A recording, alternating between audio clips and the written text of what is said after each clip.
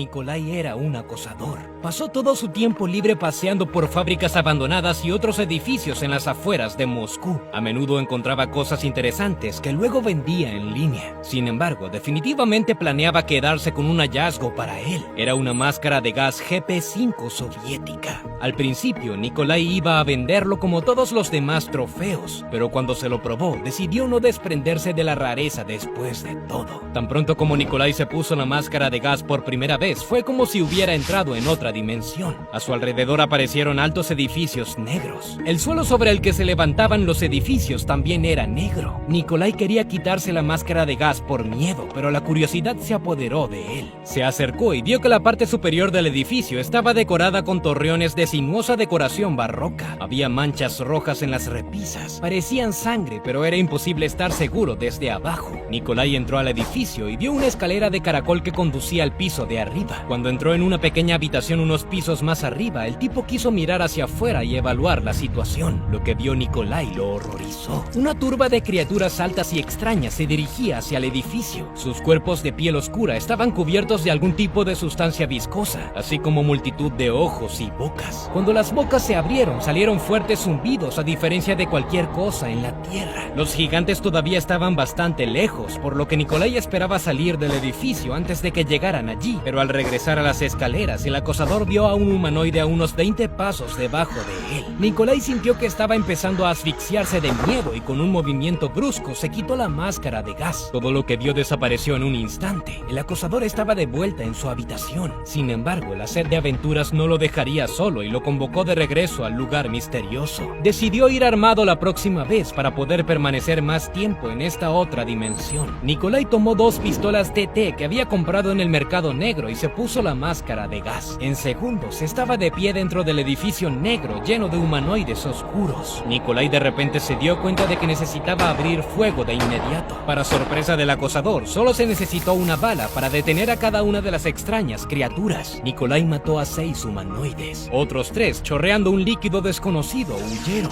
Entonces Nikolai vio una luz tenue que emanaba de uno de sus pechos. El acosador se acercó y descubrió que el humanoide estaba abriendo una especie de portal en su pecho. Nikolai intentó disparar, pero el cargador estaba vacío. El tipo sacó una navaja de bolsillo que siempre llevaba consigo en sus viajes de edificios abandonados y apuntó la hoja del cuchillo directamente al centro del pecho del monstruo. Paralelamente a estos hechos, se produjo un ataque a la Catedral de Cristo Salvador en Moscú. Una persona desconocida irrumpió en el edificio durante un servicio religioso y disparó a los feligreses. Mató a 6 personas y 3 más resultaron gravemente heridas. Entonces el atacante corrió hacia el cura, le cortó el corazón y desapareció frente a todos. No pudieron encontrar al terrorista. Solo lograron descubrir que se llamaba Nikolai Orlov, que había desaparecido hace varios años. Una historia intrigante, ¿no? Especialmente si se considera que la máscara de gas que llevaba el acosador ahora se encuentra en la fundación, con el número SCP-1499. Sin embargo, existe la posibilidad de que haya 2 máscaras de gas diferentes con propiedades similares, pero llegaremos a esto un poco más tarde. Entonces, SCP-1499 es una máscara antigas GP5 soviética anómala. Un segundo después de que una persona se lo pone, desaparecen de la vista. Ningún dispositivo puede rastrear su ubicación, incluso si tienen una docena de sensores GPS conectados. Pero a pesar de esto, la comunicación con la persona se puede mantener con radios portátiles. Además, la persona de la máscara de gas no siente ninguno de sus propios movimientos. Sin embargo, la imagen frente a los ojos del sujeto cambia. El lugar donde se encuentra la persona de la máscara de gas es oscuro e incómodo. Evoca sentimientos de inquietud y malestar. Hay torres negras por todo el territorio. SCP-1499-1 se puede encontrar tanto dentro como fuera de las torres. Estos son los mismos humanoides que vio Nikolai. Su piel es oscura, cubierta de un líquido viscoso de composición desconocida, y sus altos torsos están repletos de multitud de ojos y bocas. Ninguno de los humanoides ha dañado a ningún empleado durante los experimentos hasta el momento, ya que se quitaron la máscara de gas de manera oportuna. Como habrás adivinado, después de quitarse la máscara, la persona regresa a su ubicación original. El primer experimento con el objeto se realizó con la participación de un empleado de clase D. Antes de eso, las propiedades anómalas de la máscara de gas no se conocían exactamente. El sujeto describió el lugar en el que se encontraba. Era una habitación dentro de la torre. Sin embargo, después del primer crujido que escuchó, el sujeto se quitó la máscara con miedo. Finalmente, se decidió no involucrar al personal de clase D en la prueba del objeto, porque si estas personas no capacitadas mueren, SCP-1499 se perderá para siempre. En todos los experimentos posteriores, solo los agentes se pusieron la máscara de gas. El agente C, quien fue el primero en ponerse la máscara de gas, vio varias instancias de SCP-1499-1. Dado que la Fundación no se había encontrado con estas criaturas anteriormente, el agente se quitó inmediatamente la máscara de gas. La próxima vez enviaron a la agente U en lugar de a él, ya que tenía buenas habilidades para disfrazarse. La agente U logró salir del edificio y allí vio una gran cantidad de individuos SCP-1499-1. Ella siguió a un grupo de 4 de ellos. Cuando se encontraron con un quinto humanoide, uno del grupo comenzó una pelea violenta con él. Durante la pelea, un líquido desconocido se derramó en el suelo y trozos y pedazos de órganos internos salieron volando.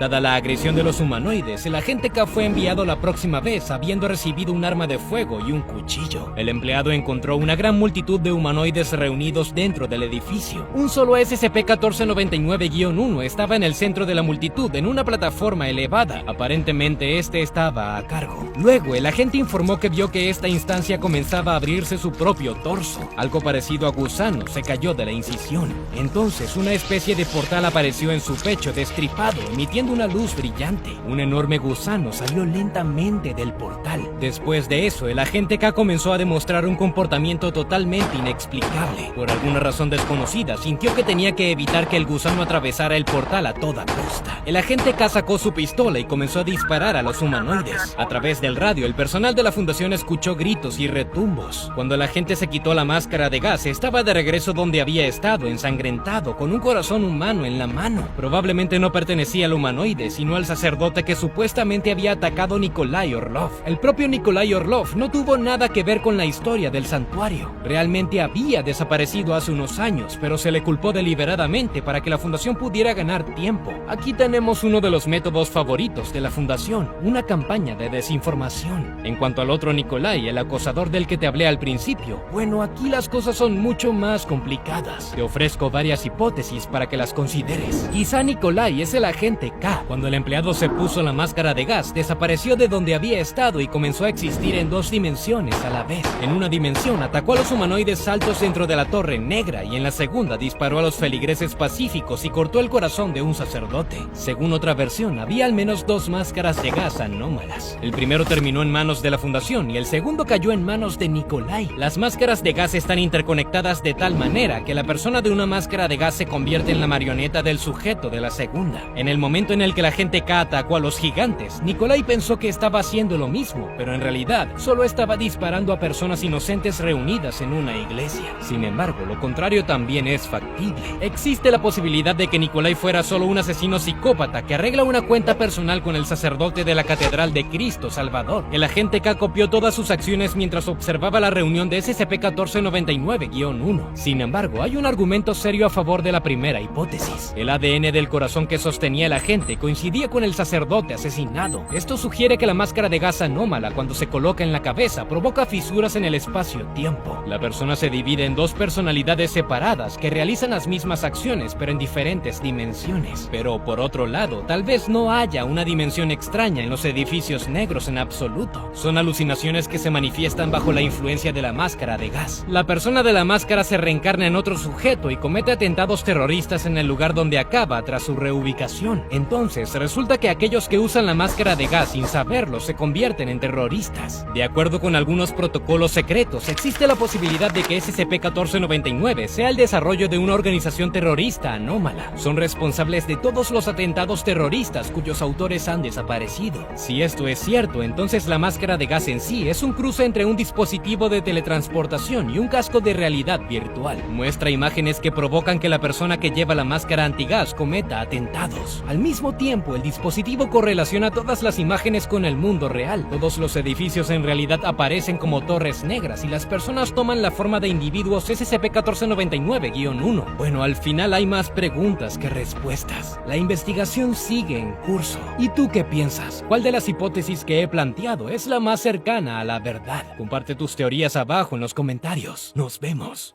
Me gustaría presentarles estas tomas exclusivas de un objeto SCP. Me las arreglé para acercarme a su área de contención. No preguntes cómo. ¿Ves ese charco naranja? Ese es el hijo del diablo. Es broma. Es SCP-999. Ahora se reunirá y jugará con un operativo de la Fundación. SCP-999 es conocido como el monstruo de las cosquillas. Tiene permitido deambular libremente, por eso puede obtener estas tomas únicas. Como habrás adivinado, el objeto pertenece a la clase segura. En realidad ese no es realmente el caso, pero ya hablaremos de eso. SCP-999 parece gelatina de naranja. Esta masa naranja gelatinosa y translúcida pesa alrededor de 54 kilos o 120 libras. Puede extenderse sobre una superficie en un charco de 2 centímetros de espesor. En su estado habitual, el objeto toma la forma de un hemisferio ligeramente aplanado con una altura de 1 metro y una anchura de 2 metros. Generalmente cambia de forma dependiendo tanto de su deseo como de la situación actual. El cuerpo completamente amorfo del objeto tiene la viscosidad de la mantequilla de maní. En lugar de piel, la criatura tiene una especie de membrana celular, una lámina transparente de unos 5 milímetros de grosor, con propiedades hidrófobas y la mayor elasticidad posible. Protege al objeto, pero le permite absorber líquidos y alimentos sólidos. Aún se desconoce de qué está hecha esta gelatina, pero descompone fácilmente los compuestos orgánicos. El monstruo de las cosquillas no tiene grandes condiciones de detención. Debe enviarse a su corral desde las 8 p.m. hasta las 9 p.m. para dormir, o cuando se imponen restricciones de movimiento en la zona en caso de una emergencia. Durante las horas del día, SCP-999 puede moverse a su propia discreción y se le prohíbe salir del territorio del complejo. El área se mantiene limpia, su comida, que cambian 2 veces al día, se coloca dentro. Por cierto, la dieta de SCP-999 es el sueño de todo goloso. Solo come dulces, devorando caramelos y tartas como lo hace una ameba. El objeto ama especialmente los M&M's y los Necco Wafers. Nunca debe administrarse bebidas carbonatadas o con cafeína. Esta restricción se introdujo después de un pequeño incidente. Uno de los empleados más generosos de la fundación le dio Coca-Cola al monstruo de las cosquillas. Después, la criatura tomó la forma de una pelota y rebotó alrededor de la zona durante media hora. Luego permaneció inmóvil durante el resto del día, con náuseas. SCP-999 finalmente volvió a la normalidad y el empleado fue reprendido. Todo el personal de la fundación puede entrar en contacto con el objeto, ya sea durante un encuentro casual o visitándolo en su recinto. Se permiten visitas personales durante los descansos y el tiempo libre. SCP-999 debe abordarse con calma y está prohibido obligarlo a jugar. Cuando hablas de jugar con objetos SCP, en el mejor de los casos recuerdas las películas de Saw, excepto que, en lugar de ser el villano principal, John Kramer, eres su víctima. ¿Qué tiene entonces de especial SCP-999? Ya se puede saber por su apodo, el monstruo de las cosquillas. El hecho es que tocar el objeto evoca euforia en los seres vivos. Se ha establecido que esto se debe a efectos psicológicos, no químicos, sobre el sistema nervioso. Este efecto aumenta proporcionalmente con la duración del contacto y persiste mucho después que cesa el contacto con SCP-999. El monstruo de las cosquillas se interesa por todas las criaturas vivientes, especialmente los humanos. Su comportamiento recuerda al de un perro juguetón. Sale al encuentro de la persona y la abraza, envolviéndola con sus pseudópodos. Mientras tanto, el objeto hace ruidos como el arrullo de una paloma. Acaricia los rostros de la gente y le encanta tener peleas de cosquillas. En esos casos, SCP-999 envuelve al empleado del cuello hacia abajo, haciéndole cosquillas y provocando una violenta reacción de euforia. La criatura deja ir a la persona si se lo pide. Sin embargo, a veces no obedece, lo que puede provocar lesiones accidentales menores. Si esto sucede, el monstruo de las cosquillas se hace a un lado y toma la forma de una bola, temblando y gimiendo como disculpándose. SCP-999 nunca ha dañado intencionalmente a una criatura viviente. Además, no come carne y está dispuesto a proteger a las personas a toda costa, incluso de las balas. La criatura se interesó particularmente en el personal de la fundación que sufre de trastorno de estrés postraumático o depresión. Después del contacto con el objeto, sienten una oleada de vitalidad y una actitud positiva. Al mismo tiempo, la criatura también usa algún tipo de aromaterapia. Las observaciones señalan que el objeto emana olores agradables que cambian según la persona con la que está en contacto. Los reportajes mencionan los aromas de ropa fresca, chocolate y rosas, así como tocino frito e incluso plastilina. La fundación está discutiendo la posibilidad de fabricar antidepresivos a partir de la sustancia de SCP-999. De esto todavía solo se habla, pero no pudieron abstenerse de presentar al monstruo de las cosquillas a un objeto particularmente peligroso. Naturalmente estamos hablando del reptil difícil de destruir. El reptil sirve como una especie de indicador. Las propiedades de otros objetos se consideran oportunidades para frenar o, en un caso extremo, destruir a SCP-682. El reptil difícil de destruir tiene el más alto grado de inteligencia y no menos odio por todos los seres vivos. SCP-999 es el polo opuesto del reptil, y si los rumores son ciertos, esto hace que las cosas sean aún más interesantes. Durante el experimento, el monstruo de las cosquillas fue colocado en la misma celda que SCP-682. Enseguida mostró interés en el reptil, acercándose a él, haciendo amistosos gorjeos y otros sonidos. SCP-682, en su estado de ánimo habitual, gruñó algo ininteligible, llamando a la criatura repugnante y pisoteándola. En ese momento, los operativos se despidieron mentalmente de los días felices y del propio monstruo de las cosquillas. Pero entonces sucedió lo inimaginable. El reptil hizo lo que sonaba como una sorda risa y dijo que se sentía bien. SCP-999 se arrastró tranquilamente desde debajo del pie del reptil, se envolvió alrededor de su cuello y comenzó a acariciar al reptil con uno de sus pseudópodos. SCP-682 sonrió ampliamente, como se dijo en el informe, aunque la estructura de su boca apenas le permite sonreír en el sentido habitual, y luego el reptil se volvió completamente loco. Siguió diciendo una y otra vez que era feliz, haciendo rugidos que sonaban a risa, rodando y golpeando en el suelo con la cola. Después de sus peticiones fallidas para detener el cosquilleo, el reptil se durmió o entró en un estado similar, con una sonrisa en el hocico. ¿En serio? ¿Un final feliz para el reptil difícil de destruir? Es hora de volver a la realidad. Durante un intento de los empleados de clase D de sacar al monstruo de las cosquillas de la cámara, SCP-682 saltó generando una poderosa ola de energía que salió de la nada. Mientras los empleados afectados se retorcían de un ataque de risa maníaca, el reptil se fue a matar y destruir la zona de la fundación.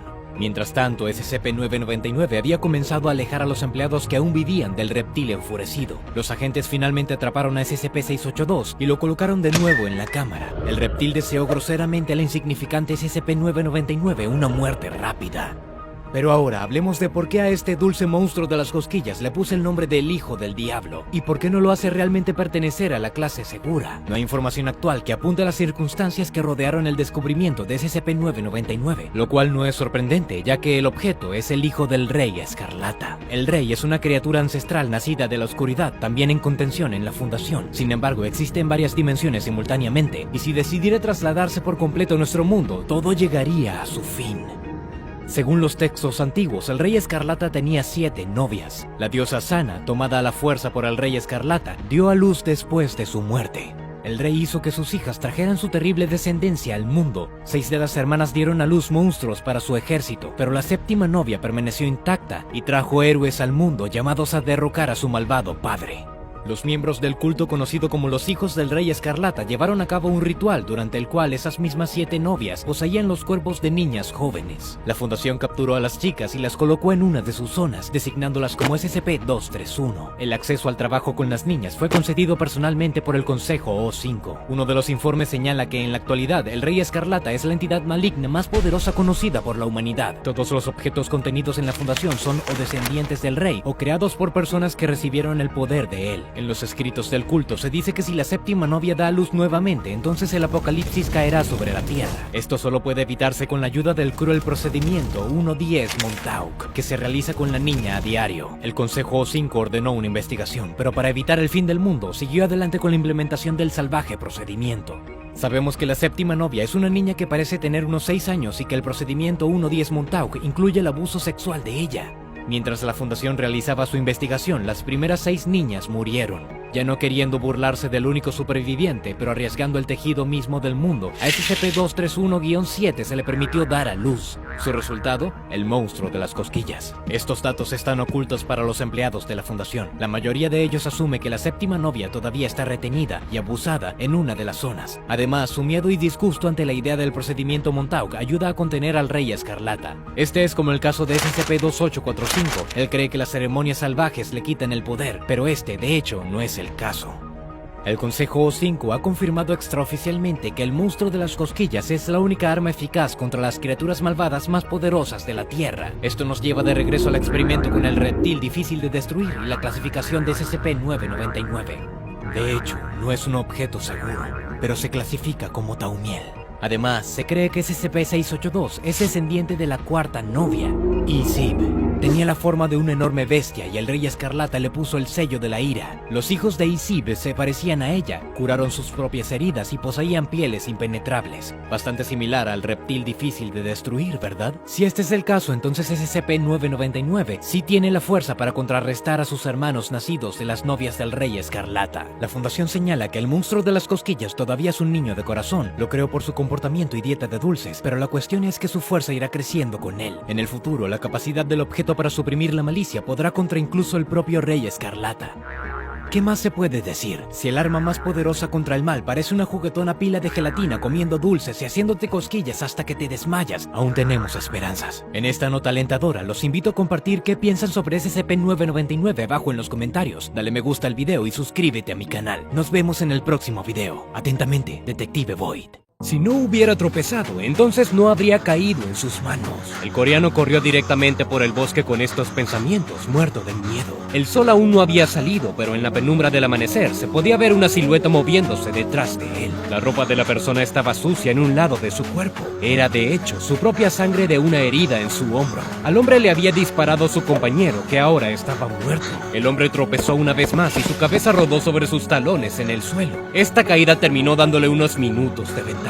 Se sentó y miró con horror algo entre los árboles. El hombre empezó a gatear hacia atrás y casi se cae en un pozo. Su cerebro trabajaba frenéticamente tratando de salvar a su dueño. El hombre tuvo la suerte de atraer a su perseguidor a una trampa y permaneció con vida, pero no dejó de correr. Cuando llegó al río, el hombre estaba tan agotado que ni siquiera podía nadar. La corriente lo derribó, lo arrojó de cabeza a las rocas y lo arrastró alrededor de 1 kilómetro. Una vez más, hundiéndose de cabeza bajo el agua, el hombre miró hacia la orilla. A unos cientos de metros de él se encontraba una mujer asiática increíblemente hermosa. Llevaba solo un vestido semitransparente que apenas ocultaba su perfecta figura. Cuando vio la belleza, el hombre quiso gritar, pero el río no se lo permitió. Cuando salió el sol, el fugitivo había llegado a su campamento. Subió a la parte trasera de la camioneta allí estacionada y sacó un lanzallamas. El hombre acababa de lograr apoyarse contra el costado de la camioneta y accionar el interruptor cuando la belleza asiática salió del bosque. En lugar de piernas, la chica tenía patas cubiertas de pelaje rojo. Ella se echó a reír, dejando al descubierto unos colmillos delgados y afilados. Luego se puso a 4 patas y rápidamente corrió hacia el hombre. La recibió con un torrente de fuego. En este punto llegó el grupo de trabajo de contención móvil Theta 3, Sila Daggers. Capturaron la entidad anómala y el agente sobreviviente fue trasladado al hospital. Esta fue la primera captura de SCP-953 que tuvo lugar a mediados del siglo XX. La criatura es conocido como humanoide polimórfico debido a su habilidad para cambiar de forma. Pero en la mitología coreana, esta bestia es conocida desde hace mucho tiempo con el nombre Kumiho, o el zorro de 9 colas. SCP-953 pertenece a la clase Keter y en su estado habitual parece un zorro rojo con un peso de unos 8 kilogramos. La única diferencia es que tiene 9 colas. El objeto puede transformarse en otros seres vivos y la mayoría de las veces elige la imagen de una atractiva mujer coreana. A pesar de la transformación, la nueva apariencia del humanoide polimórfico todavía tiene algunas características animales, como colmillos, colas, pelajes, orejas, etc. Ella es muy consciente de estos defectos de su apariencia y trata de ocultarlos. A veces se las arregla para engañar a la gente de esa manera, pero los perros siempre huelen el olor anómalo de la chica zorro y reaccionan a ella de manera agresiva. La influencia en las personas también se explica por sus habilidades de telepatía o sugestión. Estas cualidades no están muy desarrolladas en el zorro, pero junto con su atractivo y comportamiento astuto, son más que suficientes para controlar a los hombres. El objeto oculta así su anomalía al hipnotizar. Estas propiedades también ayudan a atraer a las víctimas a su guarida y burlarse de ellas. El zorro tiene un talento especial para esto, ya que es una criatura excepcionalmente rencorosa. SCP-953 mata a sus víctimas inmovilizándolas con un golpe en el estómago. Luego desgarra o roe el cuerpo y saca el hígado.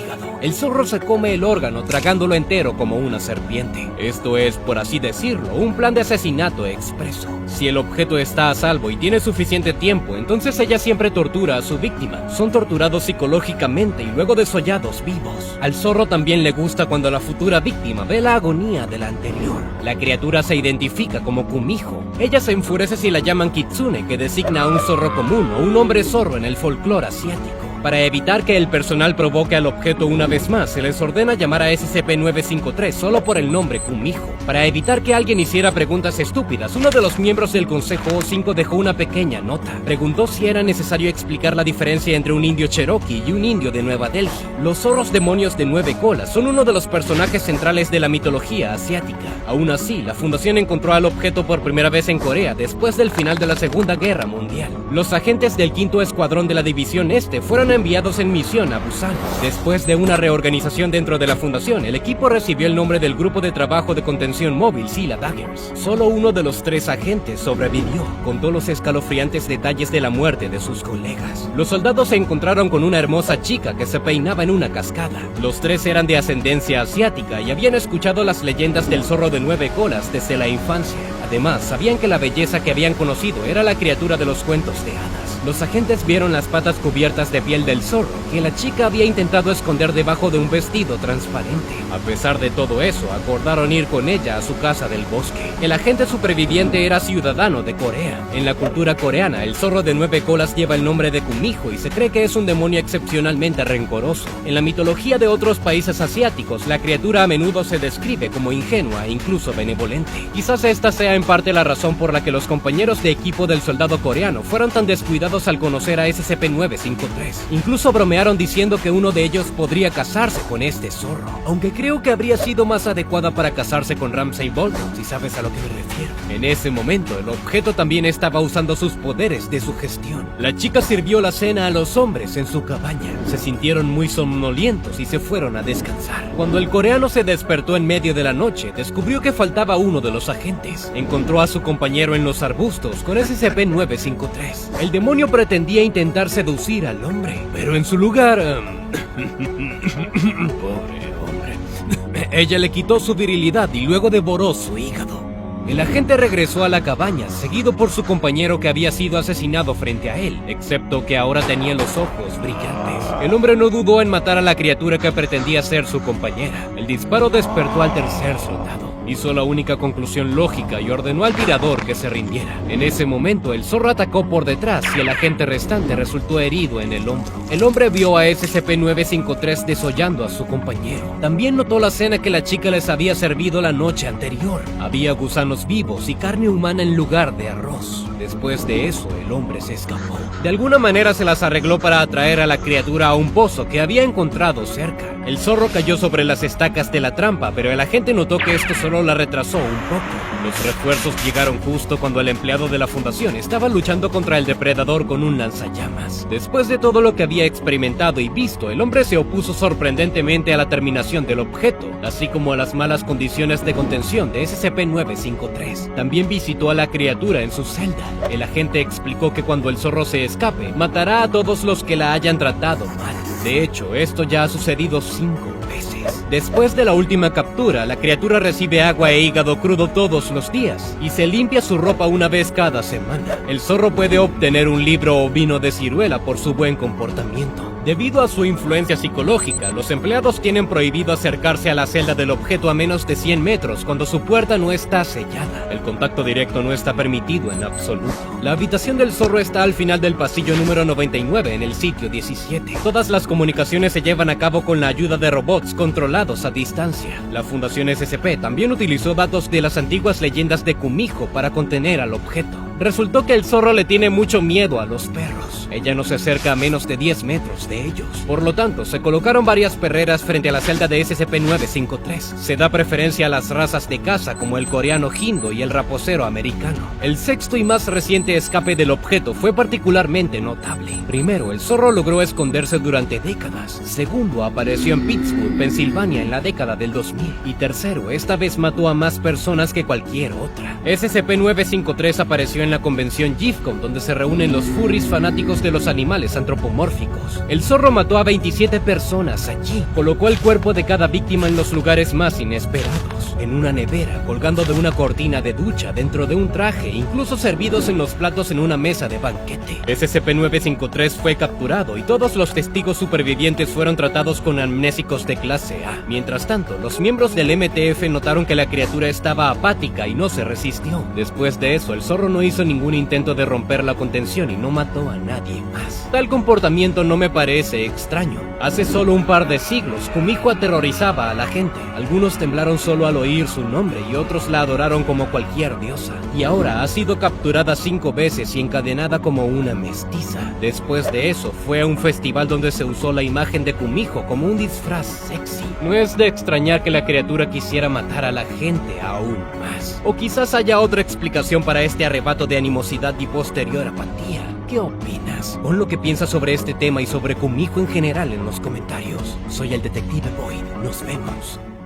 ¿Quieres convertirte en un empleado de la Fundación SCP ahora mismo? Para hacerlo, solo necesitas describir lo que ves en estas fotos. Esta es una prueba real, realizada como parte de la investigación sobre las habilidades de uno de los objetos. Sin embargo, un empleado de clase D tomó esta prueba, y 1 hora después de ver la imagen, terminó su tiempo trabajando para la Fundación. Hola amigos, decidí finalmente contarte sobre una de las principales celebridades de la Fundación SCP. Mi nombre es Detective Void, y nuestra estrella es SCP-096, también conocido como el Tímido. Y sí, te he mostrado una representación artística del objeto, así que estás a salvo. De cualquier modo, eso espero. Cuando escuchaste por primera vez sobre la Fundación SCP, lo más probable es que te enteraste de SCP-096. Este es un humanoide perteneciente a la clase Euclides. Es delgado, pálido y larguirucho. El Tímido mide aproximadamente 2 metros y 38 centímetros de altura, mientras que sus brazos miden aproximadamente 1,5 metros de largo. Dudo que una chaqueta le quede bien. La criatura no tiene pelo y su piel y sus ojos son completamente desprovistos de pigmentación. Los científicos no saben si el Tímido puede ver. Aunque sus rasgos faciales generales son similares a los de un humano, su mandíbula se puede abrir 4 veces más. Me pregunto si el objeto se convirtió en un prototipo de El vendedor de helados de la película Legión. Eso, sin embargo, no es probable, ya que el normalmente tranquilo e incluso tímido SCP-096 mata a cualquiera que vea su rostro. El mecanismo se activa cuando una persona hace contacto visual directo con la criatura, o si ve alguna grabación de video o fotos de la misma. El objeto está contenido en una cámara de acero en forma de cubo herméticamente sellada, con lados de 5 metros de largo. Los sensores de presión y los detectores láser indican la presencia de la criatura, ya que la observación directa de SCP-096 está comprensiblemente prohibida. Se requiere permiso de un miembro del Consejo O5, incluso para una descripción verbal de la apariencia de El Tímido. Por lo general, la criatura camina tranquilamente a lo largo de la pared de su celda todo el día, pero si alguien ve su rostro a través de cualquiera de los métodos enumerados anteriormente, SCP-096 entra en un estado extremadamente agitado. Se cubre la cara con las manos, llora, murmura unas palabras ininteligibles y grita. Después de un par de minutos, el objeto encuentra a la persona que lo vio y elimina a la víctima. Quizá SCP-096 debería haber sido llamado el histérico en lugar del tímido. Bueno, esto no es tan importante. Lo que importa es que, en primer lugar, el objeto es invulnerable a todas las armas conocidas. En segundo lugar, nada puede detenerlo en el camino hacia su víctima. Absolutamente nada. Y tercero, el tímido siempre sabe cómo encontrar a la persona que lo vio. Los científicos de la Fundación no pudieron explicar ninguna de las peculiaridades del objeto, pero todo se volvió obvio después de una serie de reveladores eventos y experimentos. Durante su captura inicial, el objeto destruyó a todo el grupo de búsqueda Zulu 9-A. Desde su helicóptero, los operativos notaron una criatura desnuda sentada en la nieve en medio del frío glacial. Habiendo aterrizado cerca, todos los miembros del grupo, excepto el capitán, vieron su rostro y fueron brutalmente asesinados. Se dispararon al menos 1000 proyectiles de una ametralladora Gao-19 de alto calibre, y también dispararon con un arma antitanque, pero esto no infligió ningún daño a la criatura. Según el capitán superviviente, bien podrían haberlo escupido.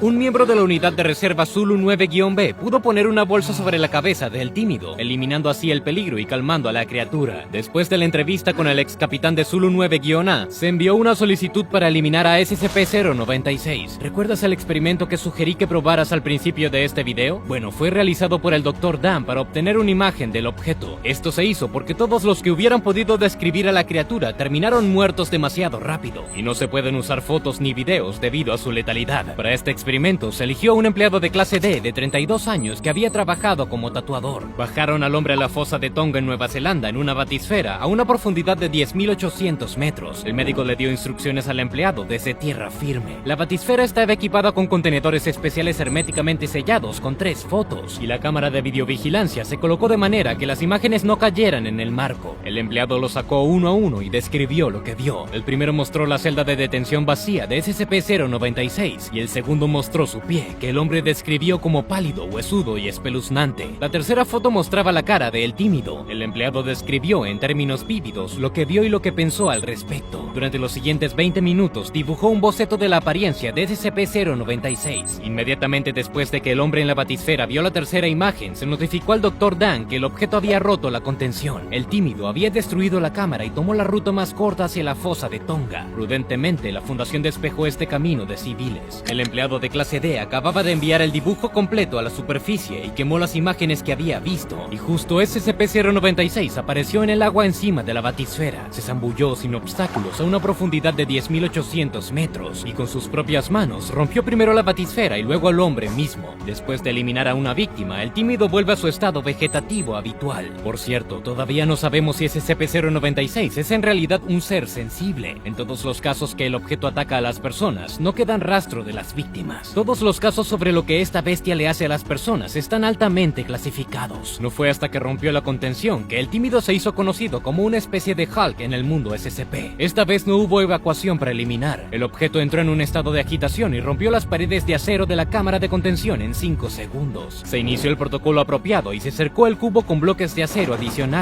después de lo cual 2 destacamentos abrieron fuego contra la criatura con munición real y tranquilizantes. SCP-096 tardó 2 minutos en eliminar al 90% de los científicos y guardias, atravesar una habitación llena de gas nervioso y luego atravesar la pared del área de contención. Luego cruzó el desierto a toda velocidad. No estoy seguro de en qué dirección fue, pero el informe indica que el objeto se movía a lo largo de la Interestatal 40 de los Estados Unidos, destruyendo automóviles y matando personas. Mientras el equipo de respuesta de emergencia de Eco Romeo intentaba frenar a SCP-096, las unidades MTF Tau-1 evacuaron 3 ciudades en el camino de la criatura. Durante este incidente se descubrió que el tímido alcanza altas velocidades. Puede moverse a más de 35 km por hora o 22 millas por hora, pero las cifras máximas están clasificadas. En la entrevista se informó que los helicópteros de la Fundación se retrasaron en la persecución del objeto. No conozco las especificaciones técnicas de todos estos vehículos, pero supongo que son piezas de tecnología de punta. El helicóptero más rápido es el Westland Lynx. Alcanza velocidades de hasta 401 km por hora o 249 millas por hora. El modelo experimental Sikorsky X2 generalmente acelera a 468 km por hora o 290 millas por hora. Los residentes de la cuarta ciudad en el camino del tímido no tuvieron tanta suerte. Fueron reunidos en la plaza del pueblo con los ojos vendados, mantenidos bajo la supervisión de operativos de la Fundación. Los guardias recibieron el último dispositivo Scramble, un instrumento óptico que identifica el rostro de SCP-096 y difumina la imagen antes de que la gente lo vea. Por lo tanto, cuando el tímido apareció en el horizonte, los agentes pensaron que era seguro mirarlo, pero en realidad la luz golpeó sus retinas durante una fracción de segundo antes de que la imagen se volviera borrosa. Sus cerebros no tuvieron tiempo para interpretar la imagen, pero eso no le importó al SCP. La criatura se fue a destruir a los operativos que la habían visto. Todo el equipo Tau-1 y varios ciudadanos fueron asesinados, sin mencionar las víctimas de la Interestatal. El sargento que logró cubrir la cabeza del tímido con una bolsa se suicidó después de la entrevista. Probablemente presenció indirectamente la masacre de un bebé por SCP-096, ya que se encontró un chupete aplastado en su puño después de su muerte. Mientras registraba la casa de uno de los civiles muertos, el mayor Jack Wilford descubrió una foto de un paisaje montañoso. El escalador aficionado había tomado una foto que había capturado accidentalmente a SCP-096. La imagen consistía, según el mayor, en 4 putos píxeles. Wilford también habló explícitamente sobre Scramble, llamándolo un pedazo de mierda. Solo que el problema no era en absoluto el instrumento óptico. El día antes del incidente, el Dr. Dan se dirigió a las montañas donde descubrió a El Tímido en busca de información sobre su origen. El Dr. Alexei se quedó a cargo del objeto. Durante la entrevista, dijo que salía a tomar un café en el momento exacto en que SCP-096 comenzó a destruir la cámara, pero en realidad no había sala de descanso ni cafetería en el área de almacenamiento del objeto. Los registros indican que el Dr. Alexei finalmente habló. Durante la entrevista, el Dr. Dan también llamó la atención sobre el hecho de que la toma de SCP-096 en las montañas fue tomada por el escalador en algún momento de la década de 1990. La persona que tomó la foto ni siquiera pudo comenzar a adivinar qué había caído en el marco o qué había llamado exactamente su atención después de tantos años, pero fue suficiente para desencadenar la reacción de El Tímido. Resulta que puede haber más de estas bombas de tiempo en todo el mundo, que consisten en estas imágenes fugaces y accidentales. Además de eso, es posible que hayan capturado videos de El Tímido durante la brecha de contención y luego hayan tenido tiempo de distribuirlas en línea o en televisión. Según el Dr. Dan, tuvimos suerte de que la situación no se convirtiera en un evento XK del fin del mundo. En otras palabras, clase existencial Keter. Como había hecho después de la captura inicial de SCP-096, el Dr. Dan comenzó a insistir de que el objeto fuera eliminado. Esta solicitud fue concebida por el Consejo O5, usando los datos recibidos del difunto Dr. Oakley. El Consejo O5 se dio cuenta de que el Dr. Dan fue quien inició la fuga de El Tímido. Lo hizo por el bien común. El Consejo reconoció la amenaza suprema que representa SCP-096 y dio permiso para su eliminación. El Consejo O5 respaldó la eliminación del Dr. Dan junto con la del objeto también. Debido a la falta de empleados que estuvieran al tanto de SCP-096, la destrucción del objeto tendría que ser realizada por el propio científico. Después de eso sería eliminado. El especialista notó que su plan había funcionado y que puede matar a SCP-096, pero se suicidó en el proceso. Realmente no puedo juzgar la acción del científico como por el bien de la humanidad, pero me pregunto cómo iba a destruir a El Tímido. Probablemente descubrió algo de su expedición al lugar donde fue capturado el objeto. Si el médico estaba seguro de que podía eliminar a la criatura, entonces quizás por eso decidió sabotear la contención del objeto. Hasta el momento no hay datos sobre la eliminación de El Tímido. En cuanto a sus orígenes y habilidades, no creo que un humano haya creado esta criatura completamente invencible. El Tímido podría ser el descendiente de una de las novias del Rey Escarlata, pero se siente mal descartar todos los objetos como descendientes de un dios antiguo. ¿Qué opinas sobre los orígenes de SCP-096? Comparte lo que piensas abajo en los comentarios. Dale me gusta y suscríbete. Tengo un nuevo video sobre un objeto de la Fundación SCP. Hasta luego. ¿Cuánto tiempo puedes pasar sin parpadear? Incluso si estás lejos de ser el campeón del concurso de miradas, la adrenalina que sentirás cuando te encuentres con SCP-173 te obligará a mantener los ojos abiertos tanto tiempo como sea humanamente posible. Este objeto puede matar a cualquiera presente que no lo esté mirando. Primero, retrocederemos en el tiempo cuando la escultura llamó la atención de la Fundación. Los eventos tuvieron lugar en la década de 1980, en uno de los museos de arte moderno de Japón. Su nombre está clasificado, pero incluso si lo supiera, cualquier mención de él se ha borrado de la historia, y el museo ha estado cerrado durante mucho tiempo. Había una exposición en este museo nada especial a primera vista, una escultura hecha de hormigón y barras de refuerzo con la forma de un bebé gigante mutilado con una cabeza desproporcionadamente grande. En la primera semana después de su aparición, sucedieron tres cosas extrañas. Cada vez cuando la gente empezó a dispersarse, uno de los últimos visitantes cayó muerto. Se encontró que todas las víctimas tenían las vértebras rotas en la base del cráneo o mostraban signos de asfixia. Al principio, todas las sospechas recayeron en los guardias del museo, pero cuando estos comenzaron a morir de manera similar, todas las sospechas se eliminaron. Los rumores comenzaron a extenderse por la ciudad. Después de que una extraña mezcla de sangre y heces comenzara a aparecer en el piso del museo con regularidad, la instalación tuvo que cerrarse por completo. Era imposible limpiar esta sustancia, y su olor persistente se extendía por un radio de 3 kilómetros. Los servicios de inteligencia locales planearon liquidar el museo para evitar tener que buscar la fuente del problema. Para la inteligencia japonesa, este es un método tradicional para tratar las anomalías. Existe la teoría de que las bombas en Hiroshima y Nagasaki fueron lanzadas por los propios japoneses, bajo la apariencia de militares estadounidenses. Se hizo para destruir 7 objetos SCP clasificados que habían aparecido en esa región. El terremoto que provocó el desastre nuclear de Fukushima Daiichi fue provocado por un motivo similar. El evento despejó un gran área de personas con el fin de llevar a cabo una operación para destruir los demonios jabalíes anómalos. Estas criaturas se han reproducido extensamente en todo Japón. Ahora se sabe que los ataques atómicos provocaron la aparición de nuevos SCP, pero en ese entonces la inteligencia japonesa aún no se había dado cuenta de esto y se estaban preparando para otro bombardeo, tanto del museo como de toda la ciudad. La Fundación SCP intervino justo a tiempo y tomó el control de la situación. La operación inicial involucró un grupo de trabajo móvil de 19 personas, 10 empleados de clase D y 25 cámaras de video adicionales. 5 empleados de clase D instalaron las cámaras, mientras que al resto se le asignó la tarea de acercarse a la escultura y no hacer nada más. Los investigadores de la Fundación esperaban ver la muerte instantánea a través de las cámaras de video y luego determinar su origen. Los 5 empleados murieron en las siguientes 3 horas. La causa de la muerte no está clara de inmediato en las imágenes de video, pero se pueden ver manchas beige cerca de las víctimas en el momento de la muerte. Mientras tanto, durante esos milisegundos, la escultura no estaba en su lugar habitual. Lo más probable es que la escultura solo atacara a sus víctimas en momentos específicos, pero se necesitaron más experimentos para descubrir en qué momentos. Otros 384 empleados de clase D tuvieron que gastarse para esto. Los investigadores extrajeron varias partes del cuerpo, el cerebro y los órganos sensoriales, y también cambiaron las condiciones de proximidad de los empleados al objeto. La mortalidad del personal fue casi instantánea en 3 casos: extirpación de los ojos, extirpación de la corteza visual y durante la oscuridad total. A partir de esto, llegaron a la conclusión de que la escultura ataca solo cuando nadie de las inmediaciones ocasiones mantiene contacto visual con él. Por lo tanto, el equipo de captura recibió estas instrucciones. La mitad de los agentes deben mirar constantemente a los ojos de la escultura, mientras que el resto debe empacarla en un contenedor especial. En ese momento no sabían que el parpadeo fisiológico durante la observación también se considera una terminación del contacto visual. Como resultado, 2 agentes murieron durante la captura del objeto. Posteriormente se modificó el procedimiento de manejo de la anomalía y se describió en las condiciones de contención de la escultura. Desde 1993,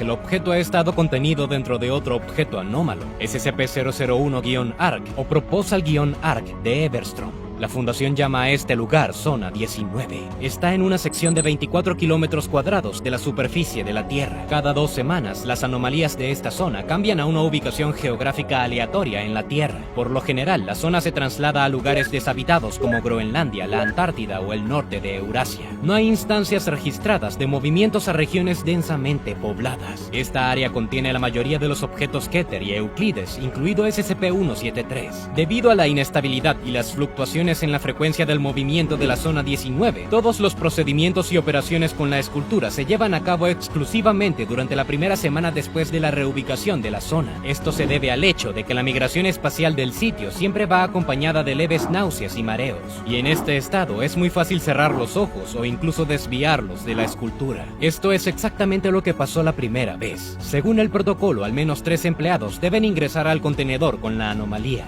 Uno de ellos realiza las operaciones necesarias, ya sea limpiando el piso de la mezcla de sangre y heces, o tomando muestras de materiales para análisis químico. Los otros 2 empleados mantienen contacto visual con la escultura. Mientras tanto, se advierten entre sí antes de parpadear. Mientras uno se permite esta debilidad, el otro mantiene la mirada pegada al objeto. En la primera semana de la contención del objeto, ocurrió una teletransportación inesperada de la Zona 19, de la Antártida a la tundra rusa. En ese momento, estaban tomando muestras de los materiales de la escultura. Debido a un fuerte zumbido en sus oídos, los empleados miraron hacia otro lado y cayeron al piso después de solo 3 segundos, sin mostrar signos de vida. Luego le pasó lo mismo al tercer empleado. Como tal, solo lograron realizar un análisis químico la segunda vez. Demostró que la escultura está formada por hormigón y varilla, y en su cara se encontró una pequeña acumulación de pintura Krylon. No hay nada anormal a este nivel, lo que me plantea aún más preguntas. ¿Cuál es el origen de SCP-173? ¿Por qué es hostil hacia la gente? ¿Tiene un creador y se puede destruir? Encontrar la Zona 19 daría muchas pistas. Con mucha frecuencia realizo vigilancia de la superficie de la Tierra vía satélite, y a veces me encuentro con imágenes de edificios gigantes con un área de hasta 24 kilómetros cuadrados, a pesar de que la fundación elimina esta información inmediatamente después de que se filtra en línea. Pero el problema es que después de descubrir estas imágenes, solo tengo 2 semanas en mi disposición. Por lo general, no hay un solo aeropuerto a cientos de kilómetros de la Zona 19. Además, se requiere mucho tiempo para colarse de manera segura a un rango de buena visibilidad. No hay forma de hacerlo físicamente. Afortunadamente, tenía algunos drones de alta velocidad con los que logré tomar algunas fotos de la Zona 19 a una distancia lo suficientemente cercana. Solo que un guardia de la fundación los destruyó después de que logré guardar un par de fotos y videos. El territorio de la zona es bastante grande, por lo que es difícil adivinar dónde podría estar la escultura. Si miras de cerca en la esquina superior derecha, puedes ver barriles con la inscripción Blood X. Supongo que esto significa excrementos sangrientos. Entre todos los objetos guardados en esta zona, solo SCP-173 libera una gran cantidad de tales desechos. Debido a lo negativo de esta mezcla, no tiene sentido transportar los barriles lejos del contenedor en el que se guarda la escultura. Por lo tanto, SCP-173 se encuentra en el recinto más cercano. Si puedo comprar algunos drones nuevos, planeo usarlos para perforar un agujero en el techo del recinto e instalar cámaras de vigilancia. Pero debido a la seguridad, esta es una tarea casi imposible. Entonces, por ahora, tendremos que conformarnos con pruebas circunstanciales. Los archivos japoneses me ayudaron aquí. Aunque la fundación buscó borrar todos los recuerdos del museo, no logró borrarlo de los recuerdos de los testigos presenciales. Encontré a una mujer que visitó el museo donde había estado la escultura. En ese momento, la fundación trataba a todos los visitantes del museo con amnésicos, pero esta mujer era una adolescente en ese entonces y se había colado en la exposición sin boleto. Solo yo conozco su nombre y su rostro, y por el bien de la seguridad de la mujer, no divulgaré estos detalles. Vio la escultura a una distancia de unos 20 metros y no le prestó mucha atención. Pero lo más importante es que conoce al potencial creador de la escultura. Es un escultor poco conocido llamado Haruoshi Murakato. Desafortunadamente ya no está vivo. Lo más probable es que la fundación también se enteró de él, por lo que el escultor fue liquidado. O tal vez no. Personalmente sospecho que Haruoshi Murakato está en la misma zona de contención que el objeto, y que él mismo también es una anomalía. Su propiedad principal debe ser la capacidad de crear objetos anómalos que pueden destruir personas en una fracción de segundo. Sé que ya te estás preguntando ¿de dónde sacó eso el detective Boyd? Bueno, me las arreglé para conseguir una lista de sus obras. Esta lista contiene todos los museos que exhiben sus obras, solo que ninguno de ellos existe. Es probable que los objetos de estos museos tuvieran propiedades similares. Quizá todas eran estatuas idénticas. Y si el escultor hubiera creado todo un ejército capaz de romper instantáneamente el cuello de cualquiera, esto plantea una pregunta bastante lógica. ¿El autor dotó accidentalmente a sus obras de habilidades tan peligrosas o lo hizo a propósito? Me inclino más por la primera opción. De hecho, tengo en mis manos su diario. Las entradas indican que el escultor era una persona muy brillante y amable, que esperaba despertar algo hermoso en las personas con sus obras. Su poesía expresa pensamientos similares, pero luego leí más y cambié de idea. No hay nada sospechoso en las versiones japonesas de los poemas, pero si lees la traducción literal al inglés y juntas las primeras letras de cada línea, se deletrea la frase "destruye a la humanidad". Este mensaje está presente en todos sus poemas. Pero es una traducción literaria en la que pierde todo el cifrado. El patrón solo se reveló cuando yo mismo lo traduje. Es muy probable que haya más en los poemas de Murakato, tal vez incluso la tecnología para producir esculturas mortales y anómalas, pero eso está por verse. Seguiré investigando más sobre este creador y sus objetos que pueden llegar a ser tan peligrosos para la humanidad. ¿Qué crees que ayudó a la escultora a crear sus peligrosas obras maestras? Escribe lo que piensas abajo en los comentarios y suscríbete a mi canal para aprender más sobre las anomalías. ¡Nos vemos! Hola, soy el detective Boyd. Quiero hablarte de máscaras. Yo, por ejemplo, siempre uso una para que nadie reconozca mi rostro. Algunos se vinculan con sus máscaras, mientras que otros las cambian fácilmente. Pero la máscara de la que hablaremos hoy no es una que simplemente se pueda quitar. Controla a su portador incluso después de la muerte. En 1994 hubo un aumento sin precedentes de asesinatos y suicidios en Venecia, Italia. Como las autoridades locales no querían desalentar la afluencia de turistas, todas las estadísticas de ese año estaban distorsionadas. La gerencia de la fundación luego hizo correcciones a las estadísticas de muertes. Todos los asesinos y las víctimas de suicidio tenían algo en común. Todos habían visitado una pequeña tienda que vendía vidrio veneciano en las afueras de la ciudad. Este es un lugar poco conocido que recibe pocos visitantes. Es más, el último dueño de la tienda también se había quitado la vida. La fundación, al enterarse de esto, envió un grupo de expertos al lugar. Cerraron la tienda con todos sus productos, pero después de la primera semana, la mitad de ellos comenzó a experimentar graves problemas de salud mental. Oyeron susurros y sintieron miedo y ansiedad severa. Mientras tanto, los síntomas diferían en gravedad según la ubicación del empleado en la tienda. Si pasaban más tiempo cerca del cristal, sus signos de enfermedad mental disminuían, hasta que se determinaron las causas de la anomalía. El personal de la fundación usó trajes protectores hechos de vidrio elástico y flexible. Un mes después, finalmente se encontró la fuente de la actividad anómala. Resultó ser una máscara de comediante de porcelana blanca que estaba en la cara de un agente de nombre clave Junger en el momento en que descubrieron esto. El cadáver del agente mostró una severa descomposición, a pesar de que aún estaba vivo hace solo 2 horas. Pero a pesar de esto, el cuerpo de Junger muy levemente se movió. Los agentes colocan la máscara en una caja de vidrio sellado herméticamente y la envían al lugar donde se encuentra detenido en la actualidad. Las paredes de la caja fueron reemplazadas posteriormente por un vidrio más duradero, con un grosor de al menos 10 centímetros. Además de esas medidas, esta caja se coloca en una cámara separada con puertas de acero. Dado que las puertas deben cambiarse con frecuencia, también se puede utilizar hierro o plomo. Se tiene estrictamente prohibido estar dentro de la celda. Las exclusiones incluyen investigación y experimentación. 2 guardias de seguridad armados y un psicólogo altamente clasificado están de servicio regularmente fuera de la celda. Cada 2 semanas, el personal de la fundación reemplaza la caja. La caja vieja se destruye con la ayuda de SCP-101. Se trata de una bolsa anómala con una boca humanoide en su interior.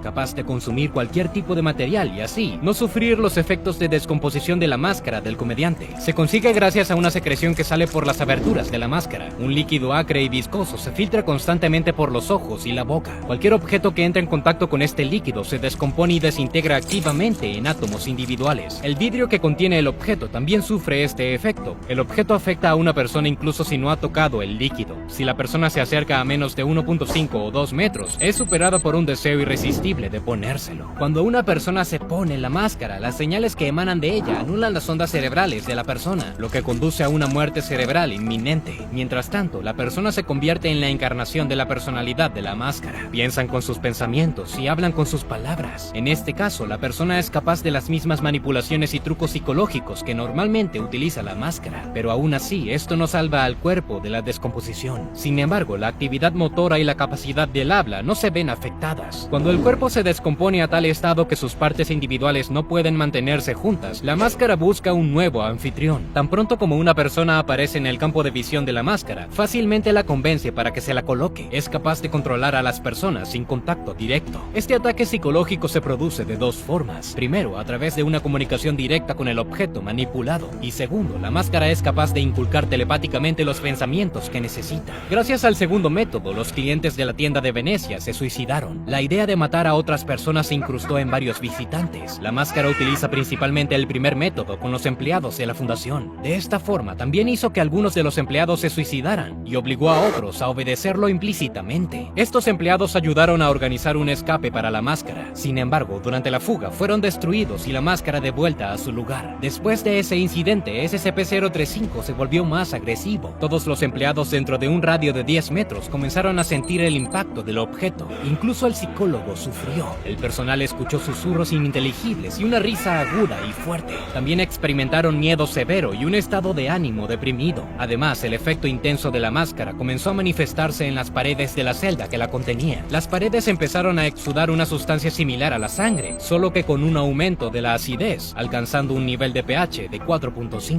Naturalmente, esto tiene un efecto destructivo en las paredes de la cámara. Además de la descomposición, esta sustancia crea patrones distintos en las paredes. Están escritos en su mayoría en antiguas lenguas muertas. A veces, en lugar de patrones, toman forma de imágenes de asesinatos y sacrificios de rituales. Los empleados de la fundación encontraron similitudes con los problemas de su vida actual en estos dibujos, o por el contrario, la máscara leía la mente del personal y proyectaba sus experiencias en la pared. Todos estos factores contribuyeron al aumento de suicidios entre el personal. Por lo tanto, la gerencia decidió usar a SCP-148. Esta es la llamada aleación de telequinesis, una aleación de platino e iridio y otros metales. Esta sustancia es capaz de bloquear impulsos telepáticos y extrasensoriales. Las medidas tomadas ayudaron a estabilizar el estado mental del personal fuera de la celda. La ansiedad y el miedo desaparecieron y volvió a una adecuada percepción de la realidad. Sin embargo, los investigadores que entraron directamente en la celda se encontraron en circunstancias aún más peligrosas. La aleación contribuyó a la creación de una especie de efecto invernadero. La radiación negativa emanada de la máscara se acumuló en el interior de la celda, lo que provocó la destrucción de las paredes y diversos fenómenos y eventos imprevistos. Por ejemplo, las puertas de acero que conducen a la celda se cerraron espontáneamente y no se abrieron durante más de 4 horas. Durante ese tiempo, el estado de ánimo negativo del grupo de investigación se hizo más fuerte. Los susurros provenientes de la máscara se volvieron insoportablemente fuertes. Apéndices en forma de brazos emergieron de las paredes manchadas de sangre, tratando de agarrar a los investigadores. Todos los que estuvieron en la habitación durante más de 3 horas cayeron en un estado de psicosis profunda e irreversible. Fueron enviados a tratamiento obligatorio. Por esta razón, el personal de investigación ahora se cambia cada 2,5 horas. Es necesaria una investigación constante, porque SCP-035 tiene un conocimiento invaluable de la historia mundial, incluida la información sobre los objetos restantes de SCP. Su intelecto y su memoria están en el nivel de otro objeto altamente desarrollado, SCP-682, mejor conocido como el reptil difícil de destruir. La máscara ha mostrado repetidamente interés en el reptil, pero la dirección ha prohibido cualquier contacto entre ellos. Después de todo, el reptil es prácticamente resistente a la descomposición, lo que significa que puede convertirse en un usuario permanente y peligroso de la máscara. Obviamente, SCP-035 es consciente de esto, por lo que busca un anfitrión inmortal con una fuerza física increíble. Sin embargo, según la propia máscara, los dos ya se conocían y su encuentro inicial no terminó bien.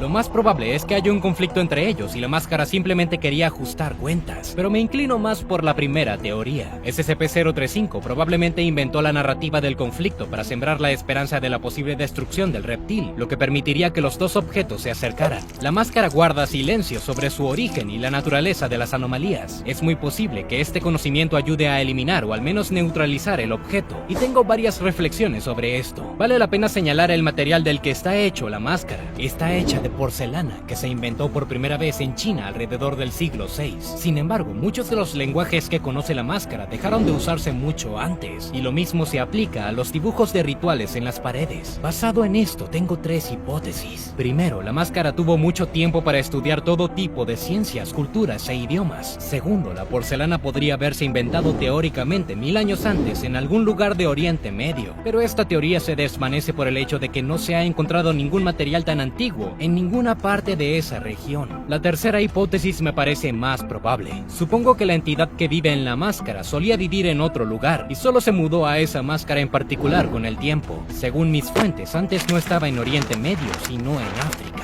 Logré encontrar una leyenda que existe entre las tribus en el territorio de Namibia. Dice que hace casi 2,5 mil años, una tribu estaba gobernada por una máscara posesiva de madera. Pasó de un líder a otro hasta conquistar todas las tribus en un radio de 350 kilómetros. Mientras tanto, todos los líderes que llevaban esta máscara quedaron momificados vivos. Luego migró gradualmente hacia el Medio Oriente, donde continuó sus conquistas. Incluso podría ser posible entonces que SCP-035 se convirtiera en el creador de todas las religiones abrahámicas, y solo entonces se trasladó a China, donde la entidad tomó su forma de porcelana. El mecanismo de reubicación de una máscara a otra probablemente no esté sujeto al objeto en sí, de lo contrario habría dejado su caparazón de porcelana hace mucho tiempo. Lo más probable es que la máscara en sí no sea el material portador de las propiedades, sino la sustancia negra liberada por ella. Planeo obtener una muestra y procesar otra máscara con ella. ¿Qué piensas? ¿Es posible transferir a SCP-035 a otra máscara? ¿Vale la pena hacerlo? ¿Qué opinas de mis hipótesis? Comparte lo que piensas abajo en los comentarios. El detective Boyd se despide. Nos vemos.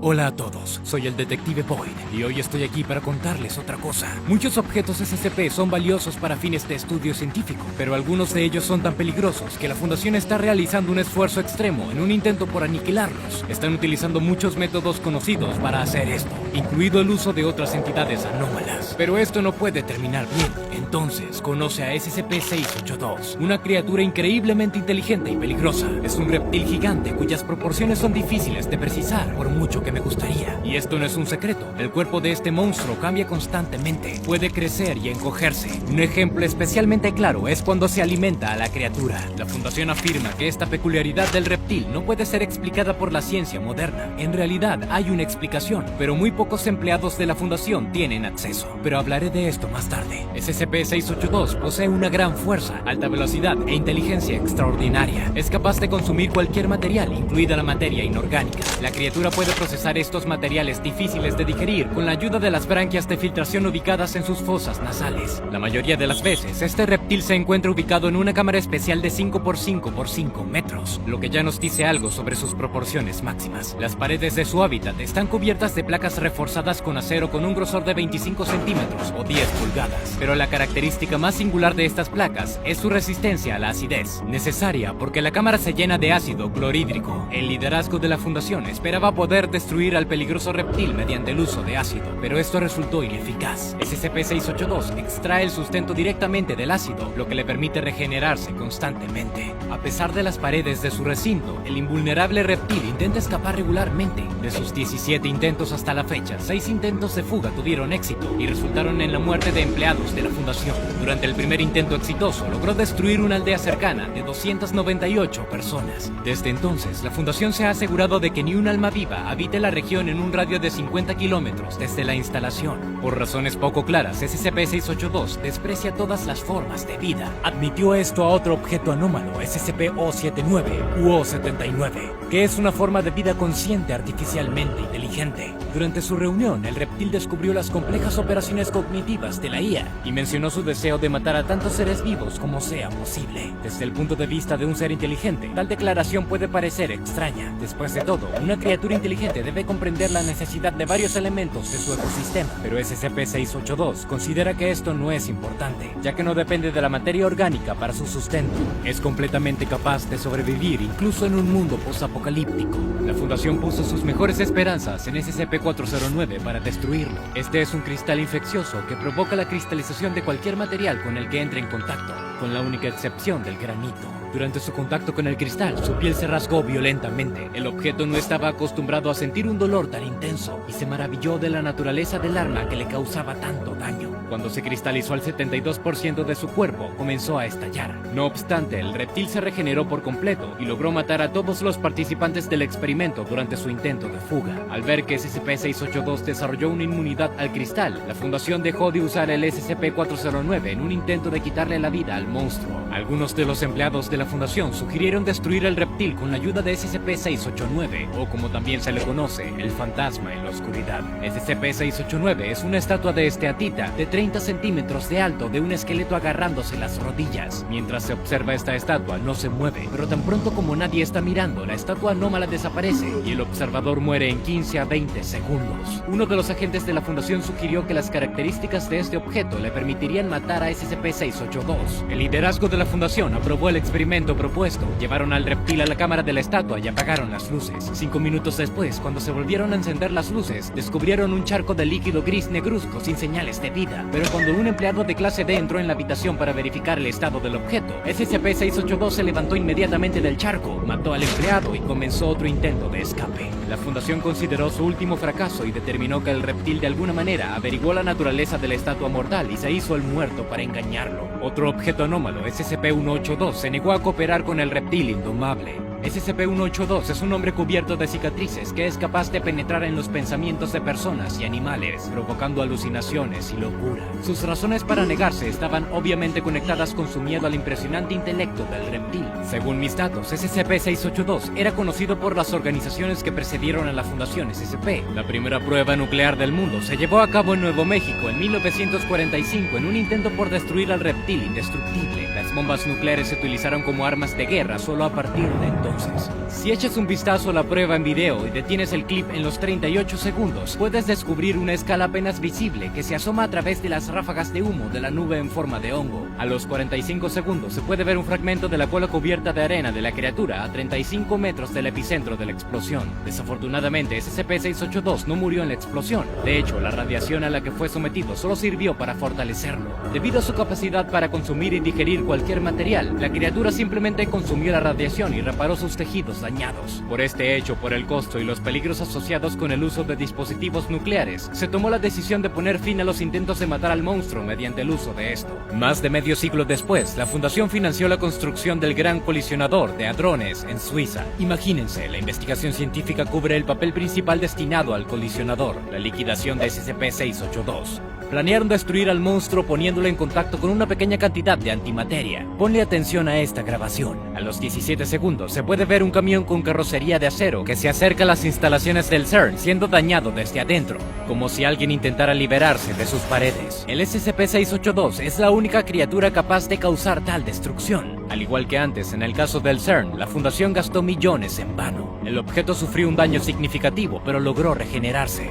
Es probable que grandes cantidades de antimateria hayan destruido a la criatura, pero la cantidad necesaria para matar al monstruo de una vez por todas sería tan grande como para causar una catástrofe global o incluso la destrucción de la Tierra. Hemos establecido que el monstruo SCP-682 ciertamente existe, pero hay una gran cantidad de preguntas sin respuesta sobre este ser. ¿Por qué el objeto puede aumentar su tamaño? ¿Cuáles son sus mecanismos que permiten su digestión y regeneración? ¿Cuál es la causa de su odio por toda la vida? Y si estas preguntas tienen respuestas, ¿por qué y cómo se ocultan? La primera pregunta puede ser respondida por los resultados de los análisis celulares que descubrí pirateando los servidores de la Fundación. Según sus datos, las células de los reptiles están conectadas entre sí de una manera inusual. Sus conexiones intercelulares son más grandes que las células. Son tan densas y elásticas que se estiran y comprimen como un resorte. Al entrar en contacto con la materia orgánica, estos resortes se estiran, mientras que el contacto con el material inorgánico hace que se compriman. Al descubrir esto, la Fundación comenzó a alimentar al reptil con piedras y ácidos para que conserve sus pequeñas dimensiones. Las células de los reptiles se parecen a las células madre humanas. Estos forman todos los tejidos y sistemas de órganos de los fetos humanos nonatos. El hecho de que el reptil se parezca mucho a un embrión a nivel celular le permite regenerar rápidamente las partes dañadas del cuerpo.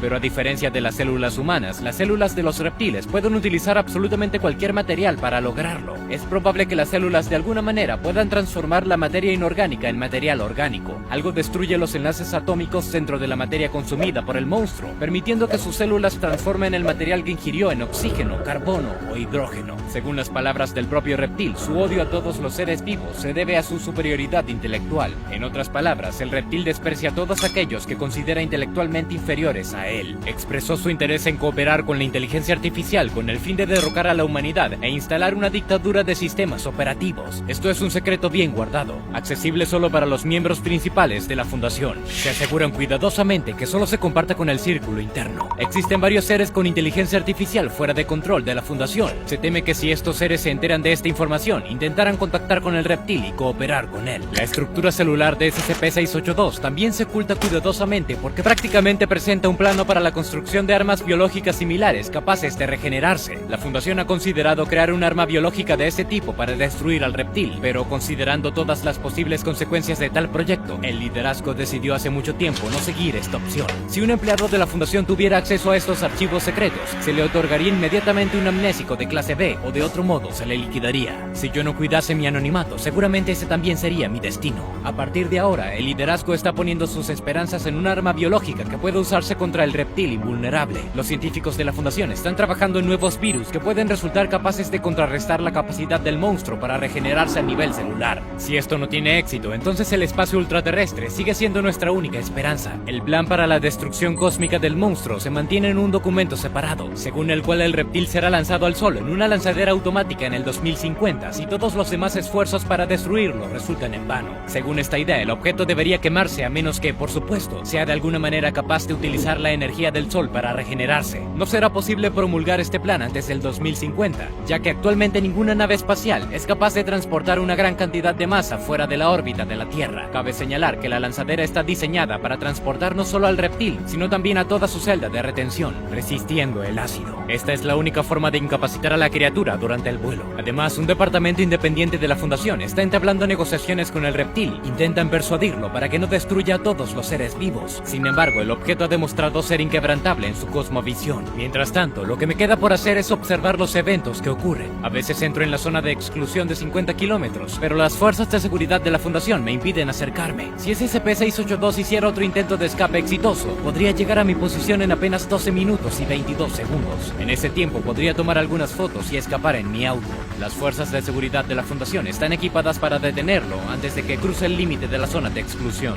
Entonces, ¿qué piensas? ¿Hay otras formas de deshacerse de este reptil invulnerable? ¿O sería mejor que la fundación continuara sus intentos de normalizar las relaciones con la criatura para utilizarlas para los propios fines de la organización? Cuéntanos lo que piensas en los comentarios. Soy el Detective Void. Nos encontraremos en el próximo video. Entre todos los objetos anómalos de la Fundación SCP, el que provoca más empatía es quizás el objeto 3017. Sin embargo, si tuvieras la suerte de conocerlo, no serías comprensivo. El único deseo que tendrías sería llamar a la policía. Frasier Melbrook, también conocido como SCP-3017, se crió en un pequeño pueblo rodeado de familiares y amigos. Al parecer, por esto su anomalía pasó desapercibida durante tanto tiempo. Los familiares de SCP-3017, junto con algunos amigos y vecinos, no eran susceptibles a la anomalía de Frasier. Todo comenzó cuando llegó el momento de ir a la universidad. En medio de su primera clase, un equipo especial irrumpió en la sala de conferencias. El maestro de Frasier y sus compañeros pensaron que era un criminal peligroso. Al principio solo lo miraban de reojo, pero a la mitad de la charla el profesor había movido una mesa frente a la salida para impedirle escapar. Y los chicos sentados junto a Frasier lo derribaron y le torcieron los brazos detrás de él. En la estación de policía no había duda de que se trataba del criminal más peligroso del país, pero nadie pudo decir exactamente qué hizo mal. Frasier fue liberado una hora después porque no había ningún delito del que acusarlo. Al día siguiente volvió a pasar lo mismo. Frasier se dio cuenta de que a pesar de su deseo de estudiar, necesitaba dejar la universidad.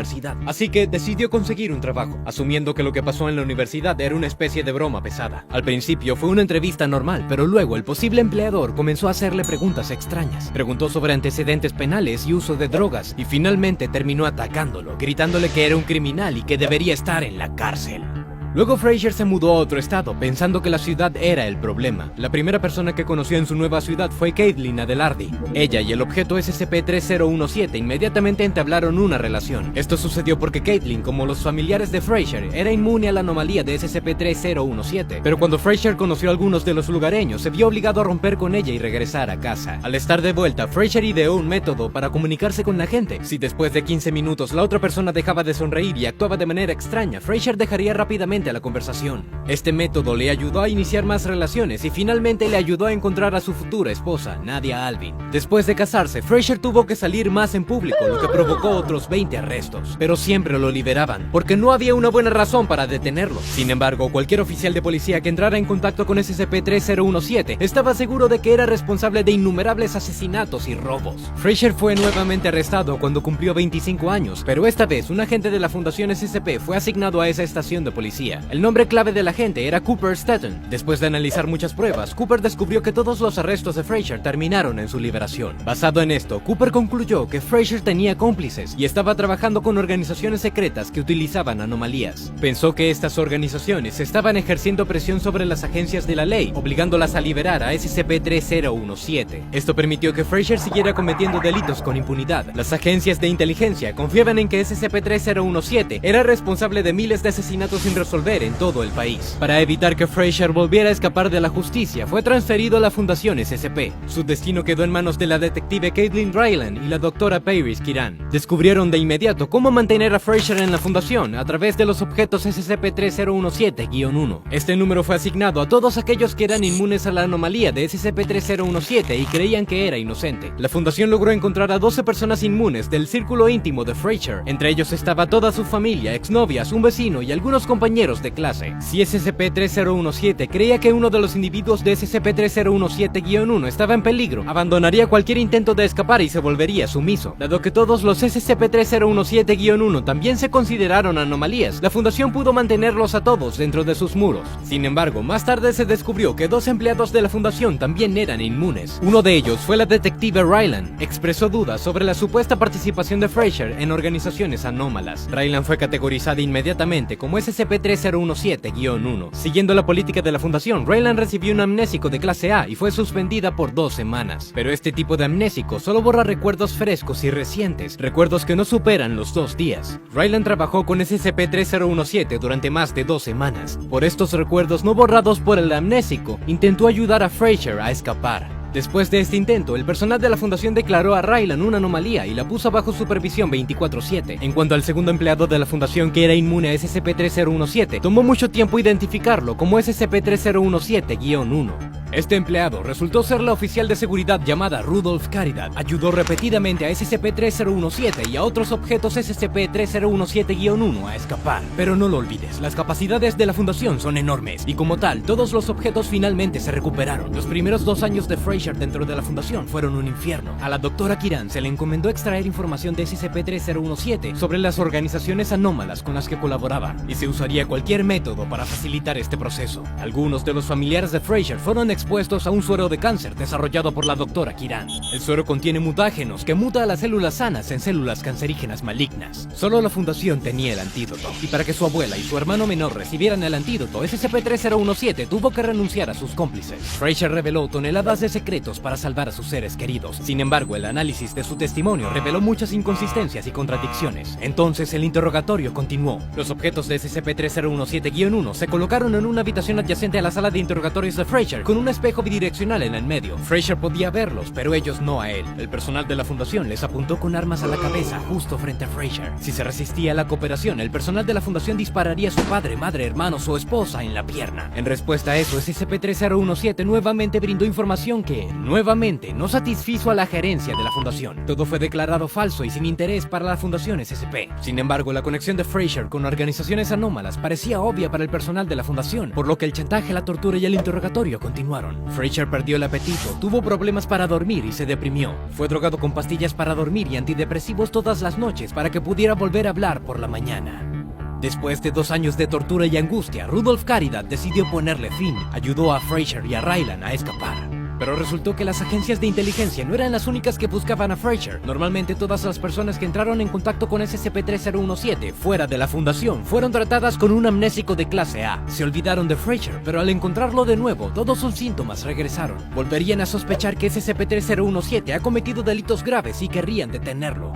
Los empleados de la fundación clasifican esto como síntoma SCP-3017-A. Debido a la cantidad de personas, algunos de los que entraron en contacto con SCP-3017 no fueron tratados con amnésicos. Esta categoría de testigos fue considerada la más peligrosa. Permanecieron obsesionados con SCP-3017 y continuaron buscándolo. El más agresivo de ellos quería destruir a Frazier para salvar a la humanidad de un criminal tan peligroso. Así que en la quinta noche después del escape de SCP-3017, ciertos individuos cuyos nombres están clasificados prendieron fuego a la casa de Frazier. Su madre, padre, hermanos y esposa fueron quemados vivos. Frazier y Raylan llegaron a la casa cuando ya estaba en llamas. SCP-3017 solo encontró cuerpos carbonizados. Todo el testimonio falso de Frazier, dado bajo tortura por el bien de sus seres queridos, fue en vano. Sentía que no tenía sentido vivir más. Entonces Frazier Melbrook fue al puente más cercano y saltó de él, poniendo fin a 2 años de tormento. El cuerpo de Frazier fue incinerado y sus cenizas se esparcieron en diferentes lugares del mundo. Cada ubicación se sigue monitoreando. Cualquier archivo relacionado con el entierro de SCP-3017 está altamente clasificado. Cualquier intento de acceder a ellos termina con la administración de un amnésico clase A y una suspensión del trabajo de 2 semanas. La gerencia de la fundación cree que estar cerca de sus cenizas puede revivir los síntomas. Solo pudimos analizar el alcance total de la anomalía de Frazier Melbrook después de su muerte. Resulta que la creencia de toda la fundación de que SCP-3017 estaba involucrado con organizaciones anómalas era una manifestación directa del síntoma SCP-3017-A. Por lo tanto, era más probable que los objetos SCP-3017-1 fueran inmunes a tales trastornos de percepción. La percepción de todos los demás, incluidos todos los miembros del personal de la fundación, fue de hecho anormal, con la excepción de Caitlin Raylan y Rudolph Carida. SCP-3017 en realidad no tenía antecedentes penales. Lo que los investigadores denominaron una anomalía secundaria o la capacidad de ser detenido también resultó ser un problema de percepción.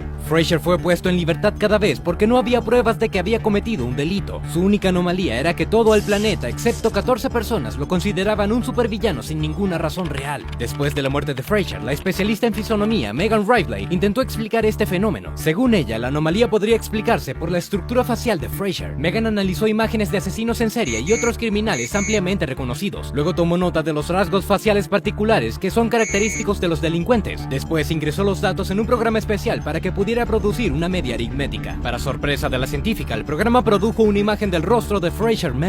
Al ver su rostro, la mayoría reconoció inconscientemente rasgos faciales malvados que nuestros cerebros asociaron con los criminales de la cultura popular. Aquellas personas que vieron a Frazier como un ser humano en lugar de un conjunto de rasgos faciales no exhibieron el síntoma de SCP-3017-A y como tal fueron clasificados como objetos SCP-3017-1. Aparte de este sensacionalismo, la propia Megan Rivley desarrolló el síntoma de SCP-3017-A en el curso de su trabajo. Quería hacer público el caso de Frazier y buscó activamente dónde fue enterrado. Por lo tanto, Megan recibió posteriormente un amnésico de una clase secreta más fuerte y fue suspendida del trabajo durante 1 año. Toda su investigación fue destruida. Caitlin Raylan y Rudolph Carida finalmente fueron reasignadas. Desde la muerte de SCP-3017, los miembros restantes de la categoría SCP-3017-1 ya no se consideran anómalos. Sus recuerdos de la fundación fueron borrados por amnésicos. Estuvieron bajo vigilancia secreta durante un tiempo, pero finalmente terminó. Todas las organizaciones con las que se sospechaba que Frazier tenía vínculos han sido declaradas inexistentes. Eso es lo que dicen todos los informes oficiales que hemos podido conseguir. Sin embargo, algunos creen que Frazier Melbrook todavía está vivo. Fue declarado neutralizado para que cualquiera que hubiera estado en contacto con él lo dejara de buscar. Es posible que SCP-3017 todavía esté retenido siendo torturado en interrogatorios, durante los cuales la fundación recibe información valiosa y agrega nuevos objetos anómalos a sus listas. ¿Qué piensas tú? ¿Frazier realmente se quitó la vida o fue una distracción ideada por agencias de inteligencia? Escríbelo abajo en los comentarios y dale me gusta al video y haz clic en la campana para que no te pierdas ningún episodio. ¿Qué debes hacer primero para protegerte de un objeto anómalo peligroso? Las instrucciones de la fundación generalmente recomiendan que determines la ubicación del objeto y luego te escondas en un lugar seguro. Pero en el caso de SCP-4885, si sabes dónde está, es imposible protegerte. La única posibilidad de escapar es no descubrir la ubicación de la anomalía en absoluto. La gerencia de la fundación hace todo lo posible para mantener en la oscuridad incluso a sus empleados de alto nivel. Además, ni una sola persona viva sabe nada de esto. Esta información está disponible disponible solo para programas de computadora. Por esta misma razón, yo mismo nunca intentaré encontrarlo. Se desarrolló un sistema automatizado especial llamado Invenient Eum, que significa encuéntralo en latín, para mover y manipular el objeto. El sistema se activa si se violan las condiciones de privacidad de la ubicación de SCP-4885. Este se coloca en una de las 36 cámaras clase 17. Ni una sola persona sabe exactamente en cuál está. Tampoco se sabe dónde están las cámaras. Las 36 cámaras principales están conectadas a un vehículo de transporte automático. Para que el sistema sea más efectivo, debe incluir un empleado de clase D sin problemas de salud mental. En caso de una brecha de contención, este empleado se sube a un camión equipado con piloto automático y se conecta al sistema. Luego, el generador de números pseudoaleatorios criptográficamente seguros selecciona un número aleatorio del 1 al 36, después de lo cual el camión va a la cámara con el número seleccionado. Cuando el empleado de clase D está en la cámara, se muestra un mensaje en todos los monitores contenidos en cada cámara simultáneamente, indicando la ubicación actual de SCP-4885. Esto se sabe por un sistema GPS implantado en el objeto anómalo. 2 horas después, camiones no tripulados llevan las cámaras a sitios seleccionados al azar. Para evitar sospechas, los camiones se disfrazan de servicio de embalaje. Si ocurre un accidente, se repite nuevamente el procedimiento Invenient Eum.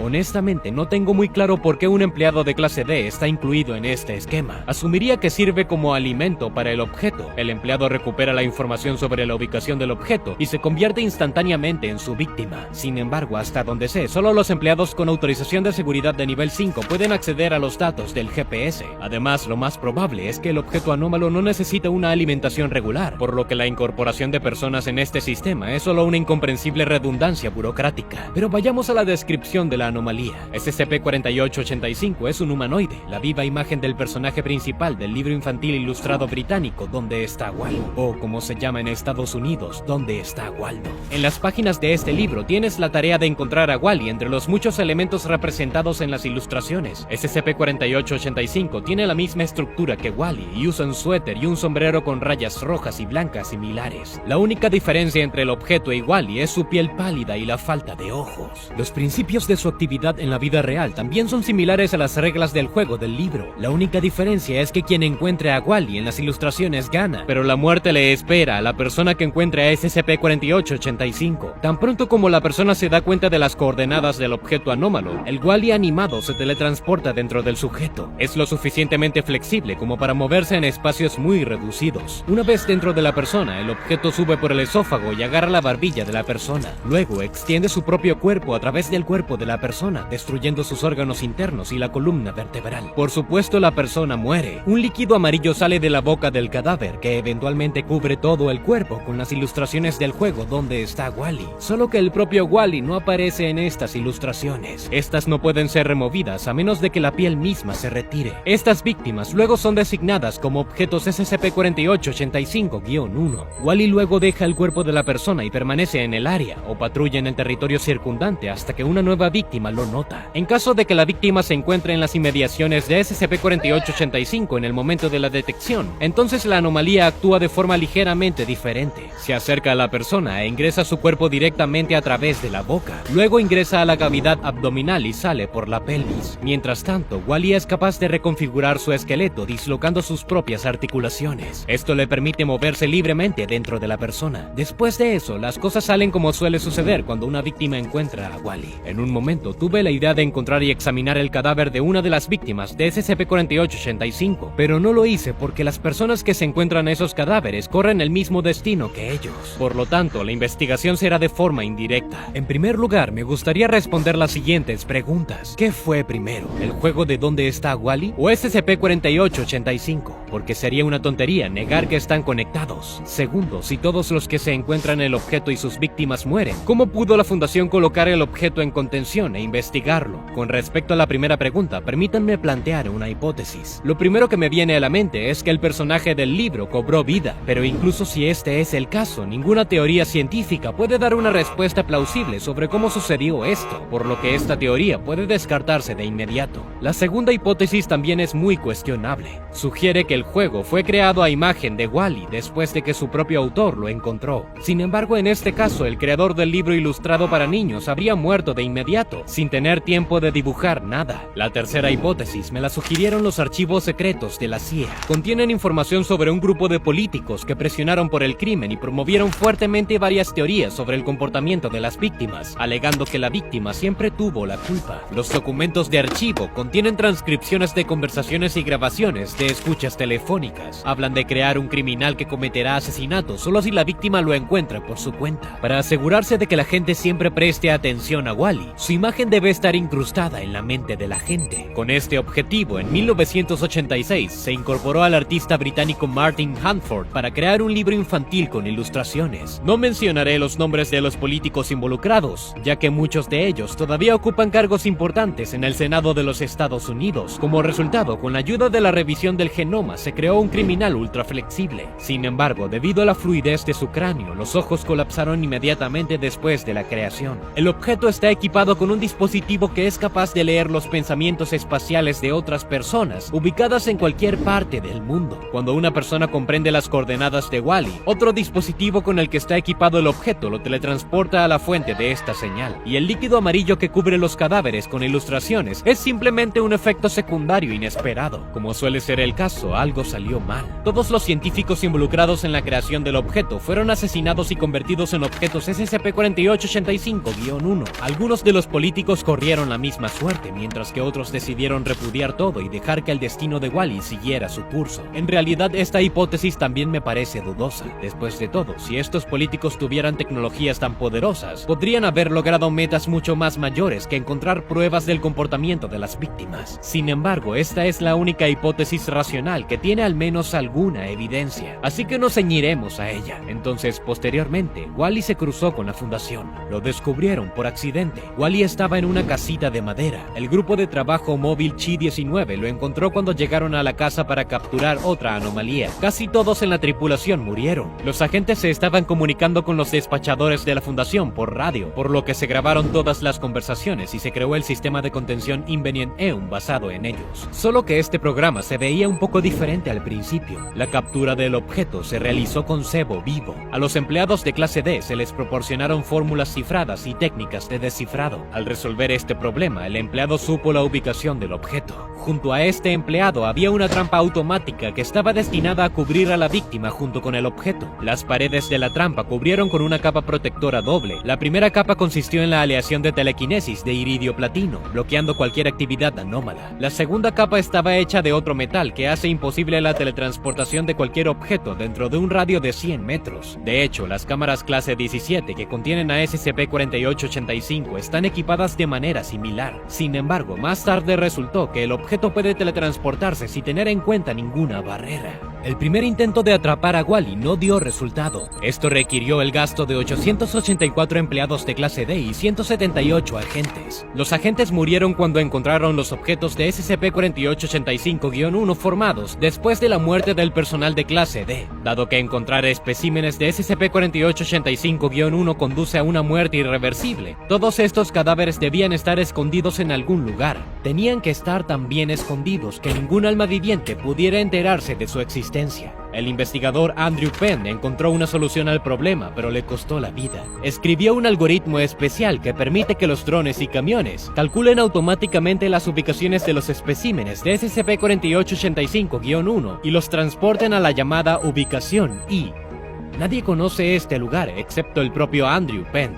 Después de establecer la ubicación necesaria, Penn ejecutó el algoritmo y luego fue al bosque para estar lejos de la gente. 3 días después, activó el sistema Invenient Eum. Luego esperó a que SCP-4885 viniera a buscarlo, lo que sucedió aproximadamente cuando el primer cadáver fue transportado a la ubicación I. Penn se aseguró de que nadie supiera sus coordenadas. De esta manera, al sacrificarse, salvó la vida de miles de empleados de la fundación. Se desconoce la hora y el lugar de su muerte, pero la publicación de varios documentos disponibles para el acceso de todo el personal confirma la desaparición del investigador. En estos días, aproximadamente una vez al año, los investigadores de la Fundación realizan pruebas para ver si hay alguna forma de evitar el efecto mortal de SCP-4885. Hasta ahora no ha habido resultados, aparte de la muerte de unas pocas docenas de empleados de clase D. ¿Qué piensas? ¿Hay alguna forma de protegerte de Wally? Escribe lo que piensas abajo en los comentarios. Nos vemos en el próximo episodio. ¿Por qué querría alguien traer un perro grande y agresivo a su casa para proteger sus pertenencias? Tener una mascota mascota así podría resultar muy problemático y costoso. ¿Dónde mejor poner flamencos de plástico que en charcos en el jardín delantero? No estoy siendo irónico. Por supuesto existen precedentes históricos para tener mascotas agresivas, pero algunos propietarios encuentran que los eventos pueden volverse trágicos rápidamente. En la ciudad de St. Augustine, Florida, en septiembre de 1991, alguien llamado Alan Scott compró un juego de 15 flamencos de plástico decorativos y los puso en un charco en el jardín de su casa. Fueron fabricados en otra ciudad de Florida, en Coral Springs. El propietario de estas decoraciones no sospechaba nada fuera de lo normal, y si la Fundación SCP no hubiera interceptado su llamada al 911 en ese fatídico día, habría habido aún más víctimas. Afortunadamente, la Fundación a veces interviene llamadas telefónicas a los servicios de emergencia. Si los hechos que provocaron la llamada son lo suficientemente sospechosos, la Fundación envía a sus equipos de captura al lugar del incidente en cuestión. De lo contrario, la Fundación se niega a interferir y deja el asunto en manos de los servicios ordinarios de rescate. El 18 de septiembre de 1991, la Fundación interceptó una llamada sospechosa. La víctima afirmó que había sido atacado por flamencos de plástico. Los servicios del 911 no reaccionaban a tales llamadas, asumiendo que son los desvaríos de los locos o simplemente bromas estúpidas. Sin embargo, en cualquier situación ridícula, la Fundación asume la presencia de anomalías y, por regla general, tienen razón. Entonces envió un equipo de captura al lugar del incidente. Una vez allí, encontraron el cuerpo de Alan Scott, rodeado de 15 flamencos de plástico. Ahora están alojados en la celda de observación natural 1-B, y ahora me gustaría encontrar respuestas a las preguntas más inquietantes sobre estos flamencos junto con ustedes. ¿Cómo cobraron vida estos pájaros del césped? ¿Lo hicieron por casualidad o por voluntad de otra persona? Y lo más importante, ¿por qué son tan hostiles con la gente? Después de llevar a estas criaturas a la custodia de la Fundación, se hizo evidente que eran ellos quienes habían llevado a cabo el ataque a Alan Scott, pero esto resultó ser un incidente aislado. Durante 20 años esperaron el momento oportuno, sin mostrar hostilidad hacia la gente y comportándose muy bien.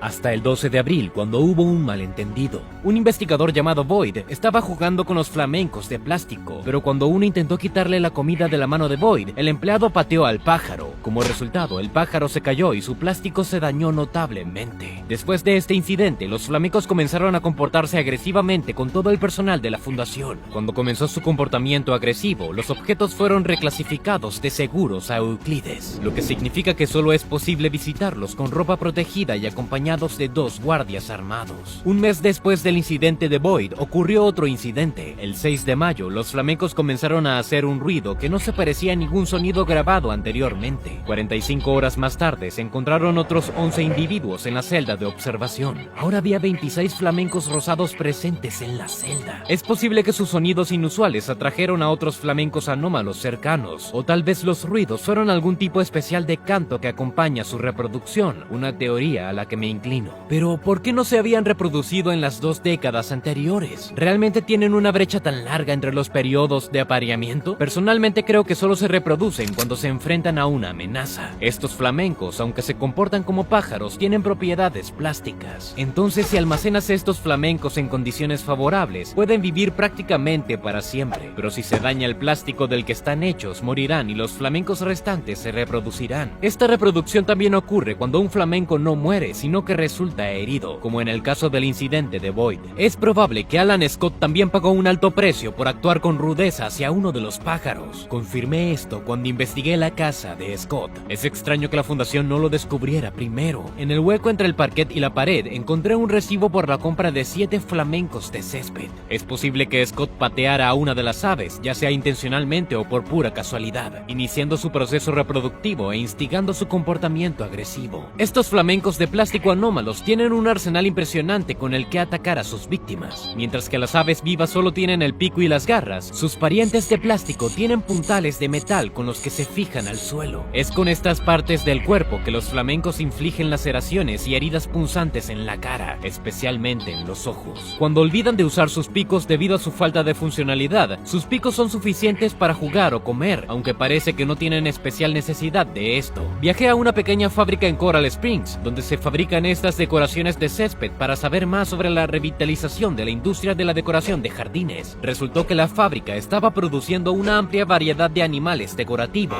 pero según los empleados no se habían producido flamencos allí desde octubre de 1991. Me hice pasar por un comprador en busca de los pájaros, pero un gerente estaba claramente inquieto cuando se enteró de que estaba buscando flamencos. Su sonrisa afable desapareció, murmuró algo sobre el servicio sanitario epidemiológico y luego dijo que ese día estaban cerrados y que tenía que irme. Salí de la fábrica, pero comencé a vigilar al gerente. Inmediatamente después de que me fui, hizo una llamada y llegaron varios uniformados. Lo más probable es que fueran personal de la Fundación SCP. Por mi propia seguridad, dejé la ciudad ese mismo día. Ese gerente probablemente conoce la historia completa sobre los flamencos, incluido cómo cobraron vida. La propia fundación especula que la razón radica en el animador, o SCP-243. Este objeto es una colección de varias baterías alcalinas pequeñas agrupadas en un pequeño elipse de unos 10 centímetros de diámetro, con los polos negativos de las baterías hacia adentro. Los objetos inanimados dentro del área de efecto de SCP-243 comienzan a levitar o moverse, mostrando una flexibilidad y plasticidad inusuales. También muestran signos de instintos animales elementales, incluido el comportamiento de manada y el instinto de autoconservación. Los sujetos pueden existir como un rebaño o pueden reunirse y convertirse en un objeto más grande. Por ejemplo, un grupo de paraguas probados durante los experimentos se convirtió en una sola estructura y comenzó a comportarse como un solo organismo. Además, cada objeto se comporta según su finalidad. Los cuchillos buscan algo para cortar, mientras que las sillas buscan una persona a la que puedan ofrecer como asiento. Sin embargo, hay una advertencia. En promedio, este efecto dura solo 24 horas después del contacto con el animador, después de lo cual los objetos vuelven a sus estados inanimados iniciales. En sus 30 años de contención, ningún flamenco ha entrado en contacto con SCP-243. La dirección de la fundación cree que los flamencos entraron en contacto con el animador mucho antes, pero su efecto sobre ellos, por alguna razón, ha demostrado ser mucho más duradero. Pero esto es solo una hipótesis, por lo que la investigación continúa. Pero creo que la verdadera razón de su animación es bastante diferente. Después de todo, como ya se mencionó, los objetos que entran en contacto con el animador muestran un comportamiento de acuerdo con sus propósitos previstos. Los flamencos en la naturaleza no muestran agresión entre sí ni hacia otras aves. Los flamencos vivos rara vez se vuelven hostiles hacia los humanos, a diferencia de sus contrapartes de plástico. Creo que la pista se encuentra en algún lugar a mediados del siglo XX, cuando comenzaron a aparecer los flamencos de plástico. Después de que el artista Don Featherstone creara los primeros flamencos de césped en 1957, estas aves se convirtieron inmediatamente en un símbolo de la cultura popular y comenzaron a aparecer por toda Florida y el Caribe. Además, se convirtieron en participantes de la gran industria de la alegría del césped. Al amparo de la oscuridad, bandadas enteras de flamencos aparecían en el césped de una persona que necesitaba ser felicitada por algo, ya fuera un cumpleaños o una fiesta de inauguración.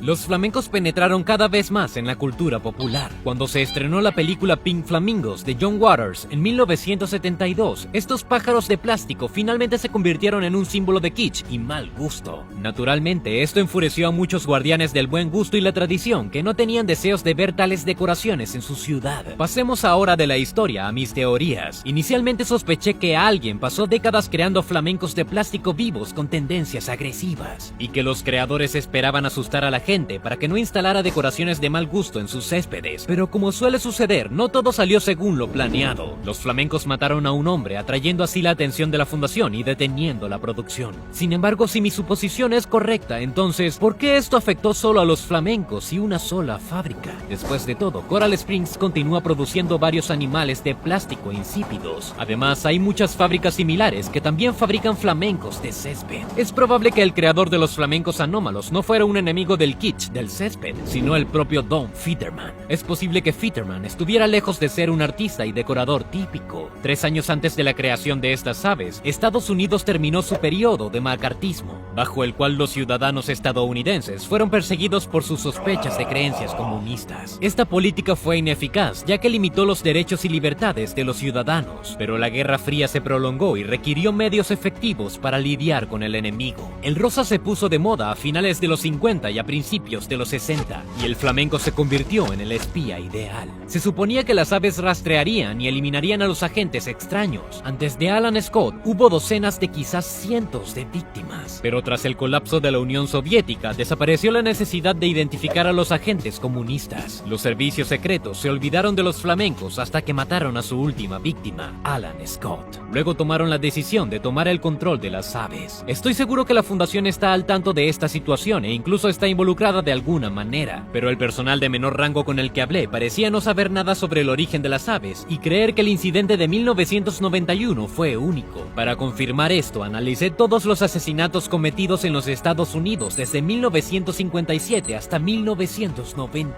Me sorprendió la cantidad de víctimas con heridas similares, puñaladas y cortes en la cara, así como la conexión de las víctimas con los partidos comunistas en Europa, Asia o América del Sur. Además, el césped cerca de las casas de las víctimas en cuestión estaban cubiertas de flamencos rosados. Espero que tarde o temprano sepa de la tecnología para animar a estas aves. Quizás puedas ayudarme con esta pregunta. ¿Qué crees que podría haber dado vida al plástico sin alma? Espero tus comentarios abajo y que te suscribas. Nos vemos.